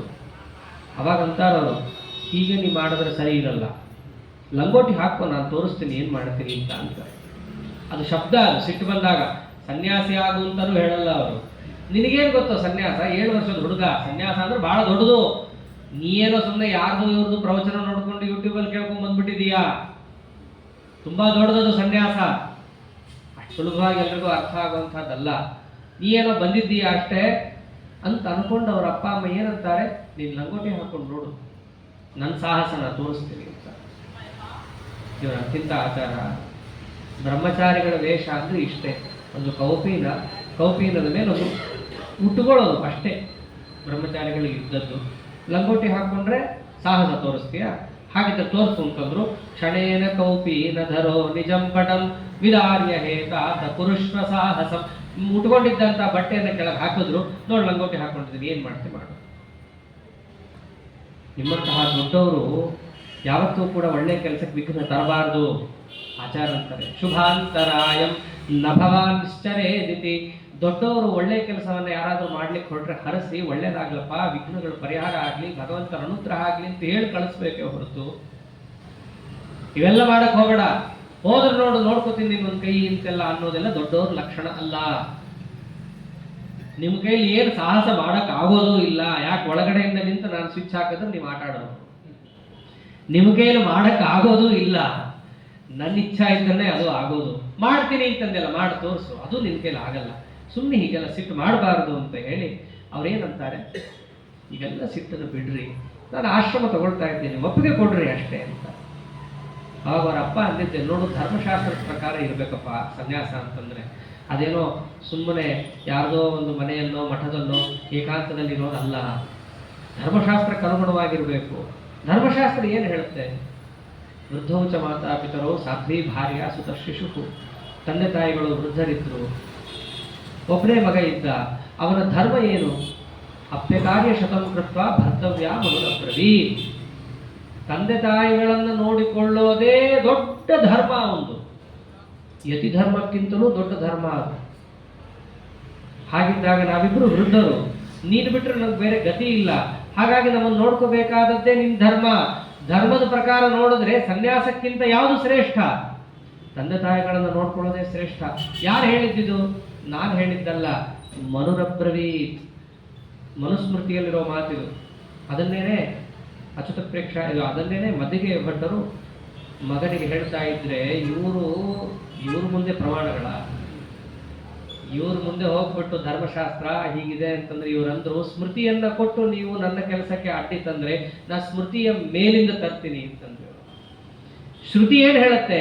ಯದಾ ವಿರಕ್ತ ಪುರುಷ ಪ್ರಜಾಯತೆ ತದೈವ ಸನ್ಯಾಸ ವಿಧಿ ಶ್ರುತೌ ಶ್ರುತಃ ನ ಸಂಗಹೀನೋಪಿ ಪರಿವ್ರಜಾಮಿವಾಂ ಅಹಂತು ಶುಶ್ರೂಷುಮಕಲ್ಪಯನ್ನಿತಿ. ಸ್ಮೃತಿಗಿಂತಲೂ ಹಿರಿದಾದ ಪ್ರಮಾಣ ಶ್ರುತಿ. ಅಲ್ಲೇನು ಹೇಳ್ತಾ ಇದೆ? ಯದಹರೇವ ವಿರದೆ ತದಹರೇವ ಪ್ರವ್ರಜೆ. ಯಾವ ಕ್ಷಣದಲ್ಲಿ ಅವನಿಗೆ ನಿಜವಾದ ವೈರಾಗ್ಯ ಬರುತ್ತೋ ಆ ಕ್ಷಣದಲ್ಲೇ ಅವನು ಸನ್ಯಾಸಿ ಆಗಬಹುದು. ಆದ್ದರಿಂದ ತಂದೆ ತಾಯಿಗಳು, ವೃದ್ಧರು, ಅವೃದ್ಧರು, ಯುವಕರು, ಇದ್ಯಾವುದು ಕೂಡ ಅವನಿಗೆ ಹತ್ತುವಂತಹದ್ದಲ್ಲ. ನನಗಂಥ ವೈರಾಗ್ಯ ಬಂದಿದೆ, ಅಂಥ ವೈರಾಗ್ಯ ಬಂದಿರೋದ್ರಿಂದ ನಾನು ಅವಶ್ಯವಾಗಿ ಸನ್ಯಾಸವನ್ನು ಸ್ವೀಕಾರ ಮಾಡೋದೇ ಧರ್ಮ. ಮತ್ತು ನಮಗೆ ಪಾಲಕರಿಲ್ವಲ್ಲ ಅಂತಂದ್ರೆ, ಅಂದ್ರೆ ನಿಮಗೆ ಪಾಲಕರು ಬೇಕೇ ಹೊರತು ನನ್ನ ಸನ್ಯಾಸಿಯನ್ನ ಆಗೋದನ್ನು ತಡಿಬೇಕಂತ ನಿಲ್ಲಲ್ಲ. ನಿಮಗೆ ನಾವು ವ್ಯವಸ್ಥೆ ಮಾಡ್ತೀವಿ. ಸಮಸ್ಯೆಗೆ ಎಷ್ಟೋ ಅಷ್ಟು ಪರಿಹಾರ ಇಟ್ಕೋಬೇಕು ಅಂತ ತಿಳಿಸ್ತಾರೆ. ಕೆಲವೊಮ್ಮೆ ನಾವು ಭಗವಂತನ ಕಾರ್ಯದಲ್ಲಿ ಮಗ್ನರಾದಾಗ ಸಮಸ್ಯೆಗಳು ಬರ್ತಾ ಹೋಗುತ್ತೆ. ಅದು ಬಂದಾಗ ನಾವು ಕೆಲಸನೇ ಬಿಟ್ಬಿಡ್ಬಾರ್ದು. ಅದಕ್ಕೆ ಎಷ್ಟೋ ಅಷ್ಟು ಪರಿಹಾರವನ್ನು ಮಾಡಿಕೊಂಡು ಕೆಲಸ ಸಾಧಿಸ್ಕೋಬೇಕು. ಇದನ್ನು ಹೇಳ್ತಾ ಇರೋದು ಆಚಾರ್ಯರಲ್ಲಿ. ನಿಮಗೆ ಏನಾಗಬೇಕು? ನೀವು ವೃದ್ಧರು, ನಿಮ್ಮನ್ನು ನೋಡ್ಕೊಳ್ಳೋರು ಯಾರಿಲ್ಲ ತಾನೆ, ನಿಮಗೆ ನೋಡ್ಕೊಳ್ಳುವಂತಹ ವ್ಯಕ್ತಿಯ ವ್ಯವಸ್ಥೆಯನ್ನು ಮಾಡೋ ಜವಾಬ್ದಾರಿ ನಂದು ಅಲ್ರಿ. ಉಚ್ಚಾವಚ ಏನ ಸಮಸ್ತ ಚೇಷ್ಟಾ ಕಿಂ ತತ್ರ ಚಿತ್ರಂ ಚರಿತಂ ನಿವೇದ್ಯಂ. ಇಡೀ ಜಗತ್ತಿನ ಆಗು ಹೋಗುಗಳನ್ನು ನೋಡ್ಕೊಳ್ಳೋ ತಾಕತ್ತಿರೋರಿಗೆ ಇವರ ಪಾಲಕತ್ವದ ಕುರಿತಾಗಿ ಪ್ರಶ್ನೆ ಬೇಕಾ, ಸಂದೇಹ ಬೇಕಾ? ನಾ ಮಾಡ್ತೀನಿ ನಿಮಗೆ ಅಂತಂದ್ರು. ಅವಾಗಂದ್ರು ಸರಿ, ಅವರ ಅಪ್ಪ ಅಮ್ಮ ಇಬ್ಬರಿದ್ರಲ್ಲ, ಎರಡನೇ ಬಾರಿ ಅಮ್ಮ ಬಂದಿರಲ್ಲ, ಬರೀ ಅಪ್ಪ ಒಬ್ಬರೇ ಬಂದಿರ್ತಾರೆ. ಅಪ್ಪ ಒಬ್ಬರೇ ಬಂದಾಗ ಅಂದ್ರು ಸರಿ, ಇನ್ನು ಮಗ ಅವ್ರಿಗಿಂತ ಜೋರಾಗಿ ವಾಕ್ಯಾರ್ಥ ಮಾಡ್ದ, ಶ್ರುತಿ ಹೆಚ್ಚು ಅಂತಂದ. ಅಪ್ಪನ ಹತ್ರ ಉತ್ತರನೇ ಇರಲಿಲ್ಲ. ಅವ್ರ ಕಡೆಗಲ್ಲಿದ್ದೇನೋ ಹೆಂಡತಿ ಅಸ್ತ್ರ ಬಳಸ್ತಾರೆ, ಬ್ರಹ್ಮಾಸ್ತ್ರ ಥರ ಹೆಂಡತಿ ಅಸ್ತ್ರ. ನಾನೇನೋ ನಿನ್ನನ್ನು ಬಿಟ್ಟಿರ್ಲಿಕ್ಕೆ ಒಪ್ಕೋತೀನಪ್ಪ, ಯಾಕೆ ನಾನು ಬುದ್ಧಿವಂತ ವಿವೇಕಿ, ನಾನೇನೋ ಅಭಿಮಾನವನ್ನು ತ್ಯಾಗ ಮಾಡಿ ಪುತ್ರ ಮೋಹಾದಿಗಳನ್ನು ಬಿಟ್ಟು ನಾನು ಇರಬಲ್ಲೆ. ಆದ್ರೆ ನ ಸಾ ಸವಿತ್ರಿ ವಿರಹಂ ಸಹೇತತೆ. ಆ ತಾಯಿ ನಿನ್ನನ್ನು ಬಿಟ್ಟಿರ್ಲಿಕ್ಕೆ ಅವಳಿಗೆ ಒಪ್ಪಲ್ಲ, ಅವಳಿಗೆ ನಿನ್ನ ಬಿಟ್ಟಿರ್ಲಿಕ್ಕೆ ಆಗೋದೇ ಇಲ್ಲ. ಅವಳಿಗೇನು ಉತ್ತರ ಕೊಡ್ಲಿ ನಾನು ಅಂತ ಬಂದಲ್ಲ ದಾರಿಗೆ. ಅಂದ್ರೆ ತಾಯಿದು ಸಮಸ್ಯೆ ನಿಮ್ದಲ್ಲ ತಾನೆ, ನೀವು ಅಪ್ಪಣೆ ಕೊಟ್ಬಿಡ್ರಿ ಅಂತ. ಏನು ಆಚಾರ್ಯರು ಒಂದೊಂದನ್ನೇ ಸಮಸ್ಯೆಗಳನ್ನು ಹೇಗೆ ಬಿಚ್ಕೊಂಡು ಹೋಗಬೇಕು ಅಂತ ತೋರಿಸ್ತಾರೆ. ಮೊದಲು ಪಾಲಕರಿಲ್ಲ ಅಂತಂದ್ರು, ಪಾಲಕರನ್ನು ಕೊಡ್ತೀನಿ ಅಂತಂದ್ರು. ತಾಯಿ ಒಪ್ಪಲ್ಲ ಅಂದ್ರೆ ನೀವಂತೂ ಒಪ್ತಿರಲ್ಲ. ಹಾಗೆ ಆಗಲಿ, ಸರಿ ಆಯ್ತು, ಅವಳು ಒಪ್ಪಿದ್ರೆ ನಾನು ಒಪ್ಪದಂಗೆ ಬಿಡ್ತಾರೆ. ಹಾಗೆ ಆಗಲಿ, ನಿಮ್ದಂತೂ ಏನು ಅಡ್ಡಿ ಇಲ್ಲ, ಒಪ್ಪಿಸ್ಬೇಕಾಗಿದ್ದು ಒಬ್ಬರನ್ನೇ ಅಂತ ಹೇಳಿ ಅವಾಗ ನಿರುತ್ತರರಾಗಿ ತಾವು ಕೂಡ ಮನೆಗೆ ಬಂದು ಹೆಂಡತಿಗೆ ಹೇಳ್ತಾರೆ, ನೋಡಿ ಇಷ್ಟೆಲ್ಲ ನಾ ಮಾತಾಡಿದೆ ವಾಸುದೇವನ ಜೊತೆ, ನೀನ್ ಮಾತ್ರ ಒಪ್ಪಿಗೆ ಕೊಡಬೇಡ, ನನ್ನ ಬಾಯನ್ನು ಮುಚ್ಚಿಸ್ಬಿಟ್ಟ ಅವನು ಅಂತ ಹೇಳಿದ್ರು. ಹಾಗಾಗಿ ಆಚಾರ್ಯರು ವಾಪಸ್ಸಂತೂ ಬರಲಿಲ್ಲ, ಮಠದಲ್ಲೇ ಇದ್ದುಬಿಟ್ಟಿದ್ದಾರೆ. ಸುದ್ದಿ ಬರುತ್ತೆ, ನಿಮಗೊಬ್ಬ ತಮ್ಮ ಹುಟ್ಟಿದ್ದಾನೆ ಅಂತ. 1 ವರ್ಷ ಆದಮೇಲೆ ಎಂಥ ತಮ್ಮ, ನಿಶಾಚರಾರೇ ರಿವ ಲಕ್ಷ್ಮಣ ಪುರ ಮೃಗೋದರಸ್ಯೇವ ಸುರೇಂದ್ರನಂದನ ಗದೋಥ ಶೌರೇರಿವ ಕರ್ಮ ಕೃತ್ಪ್ರಿಯ ಸುಭಕ್ತಿಮಾನ್ ವಿಶ್ವವಿದೋ ಮೃಜೋ ಭವತ್. ಸರ್ವಜ್ಞಾಚಾರ್ಯರಿಗೆ ಒಳ್ಳೆ ತಮ್ಮ ಹುಟ್ಟುತ್ತಾರೆ. ಆ ತಮ್ಮ ಹುಟ್ಟಿದಾಗ ಅವನು ನೋಡಕ್ಕೆ ಅಂತ ಹೇಳಿ ಮಠದಿಂದ ಬರ್ತಾರೆ. ಮಠದಿಂದ ಮನೆಗೆ ಬಂದು ನೋಡ್ತಾರೆ, ಒಳ್ಳೆ ತಮ್ಮ, ಅವನಿಗೆ ಹರಿಸಿದ್ರು. ತಾಯಿ ಹತ್ರ ಬಂದು ನಮಸ್ಕಾರ ಮಾಡ್ತಾರೆ. ಅಮ್ಮ, ನಾನು ಸನ್ಯಾಸ ತಗೋತೀನಿ, ಆಶ್ರಮ ಕೊಡು, ನೀನು ಕೊಟ್ಟರೆ ನಮ್ಮ ಅಪ್ಪಂದು ಕೂಡ ಸಿಕ್ಕಂತೆಯೇ ಅಂತ ಹೇಳಿ ಎಷ್ಟೋ ಬಾರಿ ಕೇಳ್ಕೊತಾರೆ. ತಾಯಿ ಮೊದಲು ಒಪ್ಪಲ್ಲ. ಕೆಲವೊಮ್ಮೆ ಧರ್ಮಾನುಷ್ಠಾನ ಮಾಡಬೇಕಾದ್ರೆ ಆ ಧರ್ಮ ಸರಿಯಾಗಿದ್ದಾಗ ನಾವು ದೊಡ್ಡವರ ಅಪ್ಪಣೆ ಸಿಕ್ತಿಲ್ಲ ಅಂತನ್ನೋ ಒಂದು ವ್ಯಾಜವನ್ನು ಒಡ್ಡಿ ಅದನ್ನು ಬಿಡಬಾರ್ದು. ಕೆಲವೊಮ್ಮೆ ಅವರು ಮೋಹ ಮಮತಾದಿಗಳಿಗೆ ಒಳಗಾಗಿ ಮಾಡಬೇಡಪ್ಪ ಅಂತ ಹೇಳ್ತಿರ್ತಾರೆ. ಹಂಗಂತ ಹೇಳಿ ದೊಡ್ಡವ್ರ ಮೇಲೆ ಎತ್ತ ಹಾಕಿ ಬಿಡಬಾರ್ದು. ಆ ಸಮಯದಲ್ಲಿ ಎಷ್ಟೋ ಬಾರಿ ನಾವು ಗಲಾಟೆ ಮಾಡಿದ್ದಿರುತ್ತೆ. ಚಾಕ್ಲೇಟ್ ತಿನ್ಬೇಡ ಅಂತ ಹೇಳಿರ್ತಾರೆ, ಹಠ ಮಾಡಿ ಗದ್ಲ ಮಾಡಿ ಅವ್ರ ಕೈಲಿ ಕೊಡಿಸ್ಕೊಂಡಿದ್ದಾಗಿರುತ್ತೆ. ಬಿಡ್ಬೇಕಾವಾಗ ಅಪ್ಪ ಅಮ್ಮಂಗೆ ಇಷ್ಟ ಇಲ್ಲ, ನಾವು ತಿನ್ನಲ್ಲ, ಹಂಗೆ ಯಾರಾದ್ರೂ ಮಕ್ಕಳು ಹೇಳ್ತಾರ? ಅವಾಗ ಬರಲ್ಲ, ಎದೆ ರಾಯರ ಮಠಕ್ಕೆ ಹೋಗ್ಬೇಕಂತ ದಿನ ಅನ್ಕೊಂಡಿರ್ತಾರೆ. ಸಡನ್ ಆಗಿ ಒಂದ್ ದಿವಸ ಬಂದು ಹೇಳ್ತಾರೆ, ನೋಡು ನನಗೆ ಬೇಜಾರಾಗತ್ತೆ, ನೀವು ಓದು ಬರ ಎಲ್ಲ ಬಿಟ್ಬಿಟ್ಟು ಮಠಕ್ಕೆ ಹೋದ್ರೆ. ಹೌದಾ, ಬಿಟ್ಟೆ. ತನ್ನ ಒಂದು ಸೋಂಬೇರ್ತನವನ್ನೆಲ್ಲ ತಗೊಂಡೋಗಿ ಯಾರ ತಲೆ ಮೇಲೆ ಹಾಕೋದು ಕಡೆಗೆ ದೊಡ್ಡವ್ರ ತಲೆ ಮೇಲೆ ಹಾಕೋದು. ಇದು ತಪ್ಪು. ಹೋಗ್ಬೇಕಾಗಿದ್ರೆ ಹೋಗ್ರಿ, ಧರ್ಮಾನುಷ್ಠಾನ ಮಾಡ್ಬೇಕಿದ್ರೆ ಮಾಡ್ರಿ. ಯಾಕೆ ಅಂದ್ರೆ ನಿಜವಾದ ತಂದೆ ತಾಯಿ ಅವನು. ಯೋನಃ ಪಿತಾಜ ನಿತಾಯೋ ವಿಧಾತ ಧಾಮ ನಿವೇದ ಭುವನಾನಿ ವಿಶ್ವ. ಅವನ ಪ್ರೀತಿಗಾಗಿ ನೀವು ಬಂದಿರೋದು, ಅವನನ್ನು ಪ್ರೀತಿ ಪಡಿಸ್ಲಿಕ್ಕೋಸ್ಕರ ನೀವು ಬಂದಿರೋದು. ಅವನು ಹೇಳಿದ ಧರ್ಮಾನುಷ್ಠಾನ ಮಾಡಬೇಕಾದ್ರೆ ಕೆಲವೊಮ್ಮೆ ದೊಡ್ಡವರೇ ಬಂದು ಇದು ತಪ್ಪು, ಹಿಂಗೆ ಮಾಡಿದ್ರೆ ನನಗೆ ವಿರೋಧ ಆಗತ್ತೆ, ನನಗೆ ಸಿಟ್ಟು ಬರುತ್ತೆ ಅಂತಂದ್ರೆ ಬರಲಿ ಆ ಸಿಟ್ಟು. ಆ ಸಮಯದಲ್ಲಿ ನೀವು ಜೋರಾಗೇ ಇರಬೇಕು. ಭಾಗವತದಲ್ಲೇ ಹೇಳಿದ್ದಾರೆ, ಗುರುರ್ನ ಸಸ್ಯ ಸುಜನೋನ ಸಸ್ಯ ಪಿತಾನ ಸಸ್ಯ ಜನನೀನ ಸಸ್ಯ. ಭಗವಂತನ ಮಾರ್ಗಕ್ಕೆ ವಿರೋಧವಾಗಿ ಯಾರೇ ಉಪದೇಶ ಮಾಡಲಿ ಅದನ್ನು ಕಿತ್ತಿ ಎಸಿರಿ. ಆಚಾರ್ಯರು ಅದೇ ಮಾಡ್ತಾರೆ. ಎಷ್ಟೇ ಆದರೂ ಅಪ್ಪಣೆ ಕೊಡಲಿಲ್ಲ. ಕಡೆಗೆ ಏನು ಮಾಡಿದ್ರು? ಭಯಕೃತ್ ಭಯನಾಶನ. ಒಂದು ವೇಳೆ ನೀನು ನನಗೆ ಅಪ್ಪಣೆ ಕೊಡಲಿಲ್ಲ, ಇನ್ನು ಜನ್ಮದಲ್ಲಿ ನೀನು ನನ್ನನ್ನು ನೋಡಲ್ಲ. ಈ ಮಾತಂತಾರೆ ಆಚಾರ್ಯರು. ಮಗನ ಮಾತು ಅಂತ ಹೇಳಿ ತಾಯಿ ಉಪೇಕ್ಷೆ ಮಾಡೋ ಹಾಗೆ ಇರಲಿಲ್ಲ. ಅಲ್ಲಿ ಏನೋ 8-9 ವರ್ಷದ ಹುಡುಗ ಅಂತನ್ನೋ ಹಾಗಿರಲಿಲ್ಲ. ಅವರ ಮಾತು ಅಂತಂದ್ರೆ ಅಷ್ಟು ಗಾಂಭೀರ್ಯ ಪ್ರಾಮಾಣಿಕದಿಂದ ಕೂಡಿರೋದು. ಹೇಳೋದು ಅಂದ್ರೆ ಮಾಡಿ ತೋರಿಸ್ತಾರೆ ಇವರು ಅಂತ ಅವ್ರ ತಾಯಿಗೂ ಗೊತ್ತದು. ಇನ್ನು ಕಾಣಿಸ್ಕೊಳ್ಳೋದೇ ಇಲ್ಲ ಮಗ ಅಂತಂದ್ಬಿಟ್ರೆ ಅವಳಿಗೂ ಒಪ್ಪಕ್ಕಾಗಲಿಲ್ಲ. ಸನ್ಯಾಸಿ ಆದರೆ ಕಥಂಚಿತ್ ಹೋಗಿ ಎಲ್ಲರೂ ಒಂದು ಕಡೆ ನೋಡ್ಬೋದು.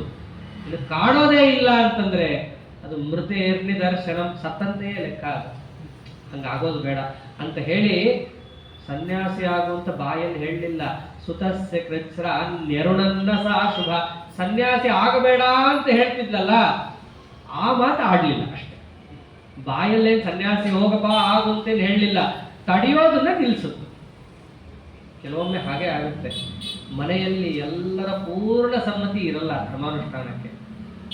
ಮನೆಯಲ್ಲಿ ಎಲ್ಲರೂ ಕೂಡ ವಿರೋಧ ಮಾಡ್ತಾ ಇರ್ತಾರೆ, ಅಡ್ಡಿ ಮಾಡ್ತಾ ಇರ್ತಾರೆ. ಅಡ್ಡಿ ಮಾಡೋದು ನಿಲ್ಸಿದ್ರೆ ಸಾಕು, ಸಹಕಾರ ಕೊಡೋದು ಬೇಕಾಗಿಲ್ಲ. ಕೆಲವೊಮ್ಮೆ ನಾವು ಮಾಡೋ ಕೆಲಸ ಮಾಡ್ಕೊಂಡು ಹೋಗ್ತಾ ಇರ್ತೀವಿ. ಅವಳು ತಾಯಿ ಮಾಡಿದ್ದಷ್ಟೇ. ತಾಯಿ ತಡಿಲಿಲ್ಲ ಅಂದ್ರೆ ಈ ತಂದೆನೂ ತಡೆಯಕ್ಕಾಗಲಿಲ್ಲ. ಹಾಗಾಗಿ ತಂದೆ ತಾಯಿಯ ವಿರೋಧ ಅಂತೂ ಇಲ್ಲ. ಸನ್ಯಾಸವನ್ನಿಂದ ನಾನು ತಗೊಳ್ಲಿಕ್ಕೆ ಯಾವ ಅಡ್ಡಿಯೂ ಇಲ್ಲ. ಇದೆಲ್ಲ ಧರ್ಮ. ಇದು ತಂದೆ ತಾಯಿಯ ಅನುಮತಿಯನ್ನ ಪೂರ್ಣ ಮಟ್ಟದಲ್ಲಿ ತಗೊಳ್ಳದೆ ಸನ್ಯಾಸವನ್ನು ಅವನು ಸ್ವೀಕಾರ ಮಾಡೋ ಹಾಗಿಲ್ಲ. ಹೆಂಡತಿ ಇದ್ರೆ ಹೆಂಡತಿದು ತಗೋಬೇಕು ಅಂತದೆ. ಅರ್ಥಶಾಸ್ತ್ರದಲ್ಲಿ ಚಾಣಕ್ಯ ಬರೀತಾನೆ, ಯಾರಾದರೂ ಹೆಂಡತಿ ಸಣ್ಣವಳಿದ್ದು ಮಗ ಸಣ್ಣವನಿದ್ದಾಗ ಸೀದಾ ಹೋಗಿ ಆಶ್ರಮ ತಗೊಂಡ್ರೆ ಅವನ ಅರ್ಧ ಆಸ್ತಿ ಮುಟ್ಗೋಲು ಹಾಕೋತೀನಿ ಅಂತ ಹೇಳಿದನು. ಶಿಕ್ಷಾ ಅದು. ಯಾಕಂದ್ರೆ ಆಗಿನ ಕಾಲದಲ್ಲಿ ಬೌದ್ಧರು ವಿಹಾರ ಸಾಕಾಯ್ತು ಅಂತ ಹೇಳಿ ಕೆಂಬಟ್ಟೆ ಹಾಕೊಂಡ್ಬಿಡೋದು, ಹೀಗೆಲ್ಲ ಮಾಡಿದ್ರೆ ದುಡಿಯೋರು ಯಾರ್ರಿ ರಾಜ್ಯದಲ್ಲಿ? ಎಲ್ಲರೂ ಸ್ವಾಮಿಗಳಾಗ್ಬಿಟ್ರೆ ಭಿಕ್ಷಾ ಹಾಕೋರು ಯಾರು? ಅವ್ರಿಗೆ 10,000 ಜನ ಒಂದು ರಾಜ್ಯಕ್ಕೆ ಬಂದ್ರು ಅಂದ್ರೆ ರಾಜ್ಯ ಖಾಲಿ. ಹೀಗೆಲ್ಲ ಅನರ್ಥಗಳಾಗೋಗಿದ್ದು. ಅದಕ್ಕೆ ಅವನೇನು ಮಾಡ್ದ? ಸನ್ಯಾಸಿಗಳಾದರೆ ಅವ್ರಿಗೆಲ್ಲ ವ್ಯವಸ್ಥೆ ಮಾಡಿ ಹೋಗಬೇಕು. ಸಾಕಾಯ್ತಂತ ಹೇಳಿ ನೀನು ಮಠ ಸೇರು, ಅವ್ರನ್ನ ನೋಡ್ಕೊಳ್ಳೋರು ಯಾರು? ರಾಜ ನೋಡ್ಕೋಬೇಕಾ? ಹಾಗೆಲ್ಲ ಹೋಗೋಂಗಿಲ್ಲ. ಧರ್ಮಶಾಸ್ತ್ರದಲ್ಲಿ ಹೇಳಿರೋದನ್ನೇ ಚಾಣಕ್ಯ ಹೇಳ್ತಾನಲ್ಲಿ. ತಂದೆ ತಾಯಿಗಳಿದ್ರೆ ಅವರನ್ನು ನೋಡ್ಕೋಬೇಕು, ಪೋಷಕರನ್ನ ಪಾಲಕರನ್ನ ಇಟ್ಟು ಹೋಗಬೇಕು, ಹೆಂಡತಿ ಇದ್ರೆ ಅವಳಿಗೆ ವ್ಯವಸ್ಥೆ ಮಾಡಿ ಹೋಗಬೇಕು. ಇಲ್ದಿದ್ರೆ ಸರಿಯಾಗಿ ದಂಡ ಹಾಕ್ತಿಲ್ಲ. ಶಾಸ್ತ್ರದಲ್ಲೂ ಅದೇ ಇದೆ. ಹಾಗಾಗಿ ಅವರ ಅನುಮತಿಯನ್ನು ತಗೊಂಡು ಹೋಗಬೇಕು. ತಗೊಂಡು ಆಚಾರ್ಯರು ಪೂರ್ಣ ಧರ್ಮಶಾಸ್ತ್ರವನ್ನು ಪಾಲಿಸಿ ಆಮೇಲೆ ಬರ್ತಾರೆ. ಅಥೋಪಗಮ್ಯೇಶ ಗುರು ಜಗದ್ಗುರು ಪ್ರಸಾದ್ಯತಂ ದೇವ ವರ ಪ್ರಸಾದಿತ ಸದಾ ಸಮಸ್ತಾಶ್ರಮ ಭಾಗ್ ಸುರೇಶ್ವರೋ ವಿಶೇಷತ ಖಲ್ವ ಭಜದ್ವರಾಶ್ರಮಂ. ಆಗ ಅವರು ಬಂದು ಏನು ಮಾಡ್ತಾರೆ? ಸನ್ಯಾಸಾಶ್ರಮವನ್ನು ಗುರುಗಳ ಹತ್ರ ಸ್ವೀಕಾರ ಮಾಡ್ತಾರೆ. ಯಾವುದೇ ರೀತಿಯಾದ ಅಡೆತಡೆ ಇಲ್ಲ. ಪ್ರೇಕ್ಷಾಚಾರ್ಯರೇ ತಾವು ನಮಗೆ ಆಶ್ರಮ ಕೊಡಬಹುದು. ಹಾಗೆ ಆಗಲಿ ಅಂತ ಹೇಳಿ ಏನೇನು ಕ್ರಿಯಾಕಲಾಪಗಳಿದ್ದು ಆತ್ಮಶ್ರಾದ್ದ ಮುಂತಾದವುಗಳು ಅದನ್ನೆಲ್ಲ ಅವನ ಕೈಲಿ ಮಾಡಿಸಿ ಅವನಿಗೆ ಆಶ್ರಮವನ್ನು ಕೊಟ್ಟು ಅವನಿಗೆ ಉಪದೇಶವನ್ನು ಮಾಡಿದ್ರೆ ಮಂತ್ರ ಅಲ್ಲ, ಪ್ರಣವ ಮಂತ್ರ. ಸಾಮಾನ್ಯ ಅಲ್ಲ ಪ್ರಣವ ಮಂತ್ರ ಅಂತಂದ್ರೆ. ಅದನ್ನು ಜಪ ಮಾಡಲಿಕ್ಕೆ ಪೂರ್ಣ ಅಧಿಕಾರಿಗಳು ಯಾರು? ತದಾಭವತ್ ಭಾವಿ ಚತುರ್ಮುಖಾಕೃತಿ ಜಪಾಧಿಕಾರಿ ಯತಿರಸ್ಯ ಸೂಚಿತ. ಪ್ರಣವ ಮಂತ್ರವನ್ನ ಜಪ ಮಾಡಲಿಕ್ಕೆ ಅಧಿಕಾರಿಗಳು ಅಂತಂದ್ರೆ ರುಜುಯೋಗಿಗಳು ಮಾತ್ರ. ಪೂರ್ಣ ಮಟ್ಟದಲ್ಲಿ ಎಲ್ಲ ಯತಿಗಳು ಜಪ ಮಾಡುತ್ತಾರೆ. ಆದರೆ ಆ ಪ್ರಣವ ಮಂತ್ರವನ್ನು ಪೂರ್ಣ ಸಿದ್ಧಿಸಿಕೊಂಡು ಭಗವಂತನಿಗೆ ಪ್ರಿಯವಾಗುವ ಹಾಗೆ ಜಪ ಮಾಡುವರು ರುಜುಯೋಗಿಗಳು. ಅಂತಹ ರುಜುಗಣದ ಅರಸ ಬ್ರಹ್ಮದೇವರು, ಅವರ ಪಟ್ಟಕ್ಕೆ ಬರೋರು ಇವರು. ಭಾವಿ ಚತುರ್ಮುಖಾಕೃತಿ ಜಪಾಧಿಕಾರಿ. ಈ ಪ್ರಣವ ಮಂತ್ರದ ಜಪಕ್ಕೆ ಅಧಿಕಾರಿಗಳು, ಮುಖ್ಯ ಅಧಿಕಾರಿಗಳು ಚತುರ್ಮುಖ ಬ್ರಹ್ಮದೇವರು. ಅವರ ಪದವಿಗೆ ಬರುವಂತಹ ಮುಖ್ಯ ಪ್ರಾಣದೇವರು ಅನ್ನೋದನ್ನು ಜಗತ್ತಿಗೆ ತೋರಿಸ್ತಾ ಗುರುಗಳಿಂದ ಪ್ರಣವ ಮಂತ್ರವನ್ನು ಉಪದೇಶ ಪಡೆದ್ರು. ಇಷ್ಟೆಲ್ಲ ಯಾಕೆ ಪಂಡಿತಾಚಾರ್ಯ ಹೇಳ್ತಾ ಇದ್ದಾರೆ? ಸನ್ಯಾಸ ತಗೊಂಡ್ರು ಹೇಳಿದ್ರೆ ಆಗೋಗ್ತಾ ಇತ್ತು. ಒಂದೊಂದೇ ಅಂಶವನ್ನು ಪಂಡಿತಾಚಾರ್ಯ ಬಿಡಿಸಿ ಇಡ್ತಾ ಇರೋ ಉದ್ದೇಶ. ಬೇರೆ ಆಚಾರ್ಯರ ಚರಿತ್ರೆ ನೋಡ್ರಿ, ನಮ್ಮ ಆಚಾರ್ಯ ಚರಿತ್ರೆ ನೋಡ್ರಿ. ಬೇರೆ ಆಚಾರ್ಯ ಚರಿತ್ರೆಯಲ್ಲಿ ನೀವು ಹುಡುಕಿದ್ರು ಪ್ರಣವ ಮಂತ್ರ ಒಬ್ಬರು ಉಪದೇಶ ಮಾಡಿದ್ರು ಅಂತಿಲ್ಲ. ಯತ್ಯಾಶ್ರಮವನ್ನು ಪಡಿಬೇಕಾದ ರೀತಿ ನೀತಿಗಳನ್ನು ಅವರು ಪಾಲಿಸಿಲ್ಲ. ನಮ್ಮ ಆಚಾರ್ಯರ ಚರಿತ್ರೆಯನ್ನು ನೋಡ್ರಿ. ಇತಿಹಾಸವನ್ನು ದಾಖಲು ಮಾಡುವಂತಹ ರೀತಿ ಅದು. ನಿಮಗಿಷ್ಟ ಆಗಿದೆ ಇಷ್ಟ ಆಗಿಲ್ಲ ಅನ್ನೋದ್ರ ಮೇಲೆ ಇತಿಹಾಸ ನಿಂತಿಲ್ಲ. ನಡೆದಿದ್ದನ್ನು ನಡೆದ ಹಾಗೆ ಹೇಳೋದು ಅವ್ರ ಕರ್ತವ್ಯ. ಹಾಗೆ ಪ್ರತಿಯೊಂದನ್ನು ಅವರು ಹೇಳ್ತಾ ಆಗ ಆಶ್ರಮವನ್ನು ಕೊಟ್ಟಾಗ ಅವ್ರಿಗಿಟ್ಟ ಹೆಸರೇನು? ಗುಣಾನುರೂಪೋನ್ನತಿ ಪೂರ್ಣಬೋಧ ಇತ್ಯಮುಷ್ಯ ನಾಮ ದ್ವಿಜ ವೃಂದ ವಂದಿತ. ಅವರ ಗುಣಕ್ಕೆ ಒಪ್ಪುವಂತಹ ಹೆಸರನ್ನ ಇಟ್ಟರು. ಅವ್ರ ಗುಣ ಯಾವುದು? ಮತ್ತೆ ಋತ ಸಧೇನ ಅನಯಂತ ಸಸ್ರತಾಹ. ಜ್ಞಾನಪೂರ್ಣತ್ವ ಅನ್ನೋದು ಅವರ ಗುಣ. ಅದಕ್ಕೇನೆ ಅವ್ರಿಗಿಟ್ಟ ಹೆಸರೇನು? ಪೂರ್ಣ ಪ್ರಜ್ಞಾ, ಪೂರ್ಣಬೋಧ ಅನ್ನೋ ಹೆಸರನ್ನ ಇಟ್ಟರು. ಆಗ ವಾಸುದೇವಾಚಾರ್ಯರಿಂದ ಪೂರ್ಣಬೋಧ ಅಂತ ಅವ್ರು ಕರೆಸ್ಕೊಂಡು ದಂಡವನ್ನು ಹಿಡ್ಕೊಂಡು ಲಂಗೋಟಿ ಹಾಕೊಂಡು ಅವರು ನಿಂತ್ರೆ ಜನ ಎಲ್ಲ ನೋಡ್ತಾ ಇದ್ದವ್ರು ಅಂದ್ರಂತೆ, ಸ್ವಭಾವ ಶೋಭಾ ನುಪಮೇತಿ ಜಂತವಃ. ನೀವು ಎಷ್ಟೇ ಮೇಕಪ್ ಮಾಡ್ಕೊಳ್ರಿ, ಆದ್ರೆ ಒಳಗಿನ ಸ್ವಭಾವ ಶೋಭಾ ಅಂತಿರುತ್ತಲ್ಲ ಅದು ನಿಜವಾದದ್ದು. ಅದರ ಮುಂದೆ ನೀವು ಎಷ್ಟೇ ಮೇಕಪ್ ಹಾಕೊಂಡ್ರು ಅದು ಮೇಕಪ್ ಹಾಕೊಂಡಿದ್ರೆ ಹೋಪ್ಲೆಸ್ ಅಂತಾನೆ ಅದನ್ನು ಪರಿಗಣಿಸ್ತಾರೆ ಜನ. ಅದನ್ನೇ ಅಂದ್ರು, ನಿರಂಗರಾಗಂ ಮುಖರಾಗವರ್ಜಿತಂ ವಿಭೂಷಣಂ ವಿಷ್ಟಪಭೂಷಣಾಯಿತಂ ಅಮುಂ ಧೃತಾಷಾಢವೇಕ್ಷ ಮೇನಿರೆ ಸ್ವಭಾವ ಶೋಭಾನುಪಮೇತಿ ಜಂತವಃ. ಅವ್ರ ಮುಖಕ್ಕೆ ಯಾವುದೇ ಮೇಕಪ್ ಹಾಕೊಂಡಿಲ್ಲ, ಅಂಗರಾಗ ಇಲ್ಲ, ದೇಹಕ್ಕೆ ವ್ಯಾಸಲಿನ್ ಗೀಸಲಿನ್ ಹಚ್ಕೊಂಡಿಲ್ಲ. ಅಷ್ಟಿದ್ರೂ ಕೂಡ ವಿಭೂಷಣಂ ವಿಷ್ಟಪಭೂಷಣ ಆಯ್ತು, 3 ಲೋಕಕ್ಕೆ ಇವರೇ ಅಲಂಕಾರ ಅನ್ನೋ ಹಾಗಿದ್ರು. ನಾವು ಅದು ಇದು ಅಲಂಕಾರ ಹಾಕೊಂಡು ನಾವು ಚೆನ್ನಾಗಿ ಕಾಣಿಸ್ಕೊಂಡ್ರೆ 3 ಲೋಕಕ್ಕೆ ಅಲಂಕಾರ ಅಂದ್ರೆ ಯಾರು? ಆಚಾರ್ಯರೇ. ದಂಡವನ್ನು ಹಿಡ್ಕೊಂಡು ಆಚಾರ್ಯರು ಕಟ್ಟೆ ಮೇಲೆ ಬಂದು ನಿಂತ್ರೆ ಎಲ್ಲರೂ ಕೂಡ ಎತ್ತಿ ಕೈ ಮುಗಿತಾ ಇದ್ದಾರೆ ಅವರಿಗೆ. ಅವರಂತ 30 ಲಕ್ಷಣೋಪೇತವಾದಂತಹ ಶರೀರ, ಪುಟ್ಟು ಹುಡುಗರು ನೋಡ್ಲಿಕ್ಕೆ ಚಂದ, ಅಂಥವ್ರು ದಂಡವನ್ನು ಹಿಡ್ಕೊಂಡು ಬಂದು ನಿಂತ್ರೆ ಅವಾಗ ಜನ ಸ್ವಭಾವ ಶೋಭಾ ಅನುಪಮವಾಗಿರುತ್ತೆ ಸ್ವಭಾವದ ಶೋಭೆ ಅಂತ ಅವ್ರು ಹೇಳ್ತಾ ಇರೋದು. ಹೀಗೆ ಆಶ್ರಮವನ್ನು ತಗೊಂಡ್ಮೇಲೆ ಹೇಳ್ಕೊಡ್ಬೇಕಲ್ಲ ಅವರಿಗೆ ಏನೇನು ಯತ್ಯಾಶ್ರಮದ ಕರ್ತವ್ಯ ಅಂತ ಹೇಳಿ. ಅಚ್ಯುತ ಪ್ರೇಕ್ಷಾಚಾರ್ಯ ಹೇಳ್ಕೊಡಕ್ ಬಂದ್ರೆ ಅಚ್ಯುತ ಪ್ರೇಕ್ಷಾಚಾರ್ಯಗೆ ಇವ್ರು ಹೇಳ್ಕೊಟ್ರು, ಹಿಂಗ್ ಮಾಡ್ರಿ. ವಿಶೇಷ ಶಿಕ್ಷಾಂ ಸ್ವಯಮಾಪ್ಯಧೀರಧೀ. ಅವ್ರ ಕೈಲೆಲ್ಲ ಹೇಳಿಸ್ಕೊಳಕ್ಕೆ ಅಂತ ಎಲ್ಲರೂ ನೋಡ್ತಿದ್ರೆ ಇಲ್ಲ, ಅವ್ರಿಗೆ ಹೇಳ್ಕೊಟ್ರು, ಇಲ್ಲ ಇದು ಹಿಂಗ್ ಮಾಡಿದ್ರೆ ಚೆನ್ನಾಗಿರುತ್ತೆ ವಿನೀತವಾಗಿ. ಅದನ್ನು ಕೂಡ ಎಲ್ಲರೂ ಧರ್ಮವನ್ನು ತೋರಿಸ್ತಾ. ಹಾಗೆ ಅಲ್ಲಿದ್ದಂತಹ ದೊಡ್ಡ ದೊಡ್ಡ ಯತಿಗಳಿರ್ತಾರಲ್ಲ, ಜ್ಯೇಷ್ಠ ಯತಿಗಳು, ಇದೊಂದು ಯತಿ ಧರ್ಮ ಇದು. ತಮಗಿಂತ ಮುಂಚೆ ಯಾರಿಗೆ ಆಶ್ರಮ ಆಗಿರುತ್ತೋ ಅವ್ರಿಗೆ ಹೋಗಿ ನಮಸ್ಕಾರ ಮಾಡಬೇಕು. ಅವ್ರನ್ನ ಜ್ಯೇಷ್ಠ ಯತಿಗಳು ಅಂತ ಕರೀತಾರೆ. ಆಶ್ರಮ ಜ್ಯೇಷ್ಠರು ಅರ್ಥಾತ್ ತನಗಿಂತ ಮುಂಚೆ ಹುಟ್ಟಿದಂತಹ ಅಣ್ಣಂದರಿಗೆ ಹೇಗೆ ನಮಸ್ಕಾರ ಮಾಡ್ತಾರೋ ಹಾಗೆ ತನಗಿಂತ ಮುಂಚೆ ಹುಟ್ಟಿದವರು ಜ್ಯೇಷ್ಠರು, ಯತ್ಯಾಶ್ರಮದಲ್ಲಿ ಮೊದಲು ಹುಟ್ಟಿದವರು ಅಂತ ಅವರು ಎಲ್ಲರಿಗೂ ನಮಸ್ಕಾರ ಮಾಡಬೇಕು ಯತಿಗಳು. ಹಾಗೆ ಇವರೆಲ್ಲ ನಮಸ್ಕಾರ ಮಾಡ್ತಿದ್ರು. ಆಚಾರ್ಯ ನಾನು ನಮಸ್ಕಾರ ಮಾಡ್ತೀನಿ, ನಾನು ಮಾಡ್ತೀನಿ ಅಂತ ದೇವತೆಗಳು ನೋಡಿ ನಗ್ತಾ ಇದ್ದಾರೆ. ಯಾರಿಗೆ ನಮಸ್ಕಾರ ಮಾಡ್ಲಿಕ್ಕೆ ಉತ್ಕಂಠ ಗುಂಡ ಕೋಲಾಹಲದ ವಿದಿತ ದಸರ ಸೇವಾನುವಿದ್ಧ ಪ್ರಾಜ್ಞಾತ್ಮ ಜ್ಞಾನ ಧೂತಾಂಧನವಸುಮನೋ ಮೌನಿ ರತ್ನಾವಲೀನಾಂ, ಅವ್ರಿಗೆ ನಮಸ್ಕಾರ ಮಾಡ್ಲಿಕ್ಕೆ ಇಂದ್ರಾದಿ ದೇವತೆಗಳು ಕ್ಯೂನಲ್ಲಿ ಹೋಗದೆ ರಶ್ನಲ್ಲಿ ನುಗ್ಗಿ ಹೋಗಿ ಅವರ ಪಾದಕ್ಕಿರ್ಲಿ ಅವರ ಪಾದಪೀಠಕ್ಕೆ ಹೋಗಿ ಕಿರೀಟವನ್ನು ಘಟ್ಟಿಸ್ತಾ ಇರ್ತಾರೆ. ಹಾಗೆ ನಮಸ್ಕಾರ ಮಾಡಿಸ್ಕೊಳ್ಳೋ ವೈಭವೋಪೇತರಾದ ಸತ್ಯಲೋಕಾಧೀಶ್ವರರು ಇಲ್ಲಿ ಒಬ್ಬರೊಬ್ಬರಿಗೆ ಹೋಗಿ ಲೈನಲ್ಲಿ ನಿಂತು ನಮಸ್ಕಾರ ಹಾಕ್ತಾ ಇದ್ದಾರೆ. ಅಹೋ ಮಹೀಯೋ ಮಹತಾಂ ವಿಡಂಬನಂ, ಎಷ್ಟು ಲೋಕಮೋಹನಾರ್ಥ ವಿಡಂಬನ ತೋರಿಸ್ತಾ ಇದ್ದಾರೆ ಆಚಾರ್ಯರು. ಹೀಗೆ ಶಿಷ್ಯನಿಗೆ ಆಶ್ರಮವನ್ನು ಕೊಟ್ಟು ಯಾವಾಗ ಅಚ್ಯುತ ಪ್ರೇಕ್ಷಾಚಾರ್ಯರಿಗೆ ಒಂದು ಯಾರಿಗೋ ಒಬ್ಬ ಶಿಷ್ಯನಿಗೆ ಆಶ್ರಮ ಕೊಟ್ಟೆ ಅಂತ ಅವ್ರಿಗಿತ್ತು. ಆದ್ರೆ ದೇವರು ಯಾಕೆ ಬಿಡ್ತಾರ್ರಿ?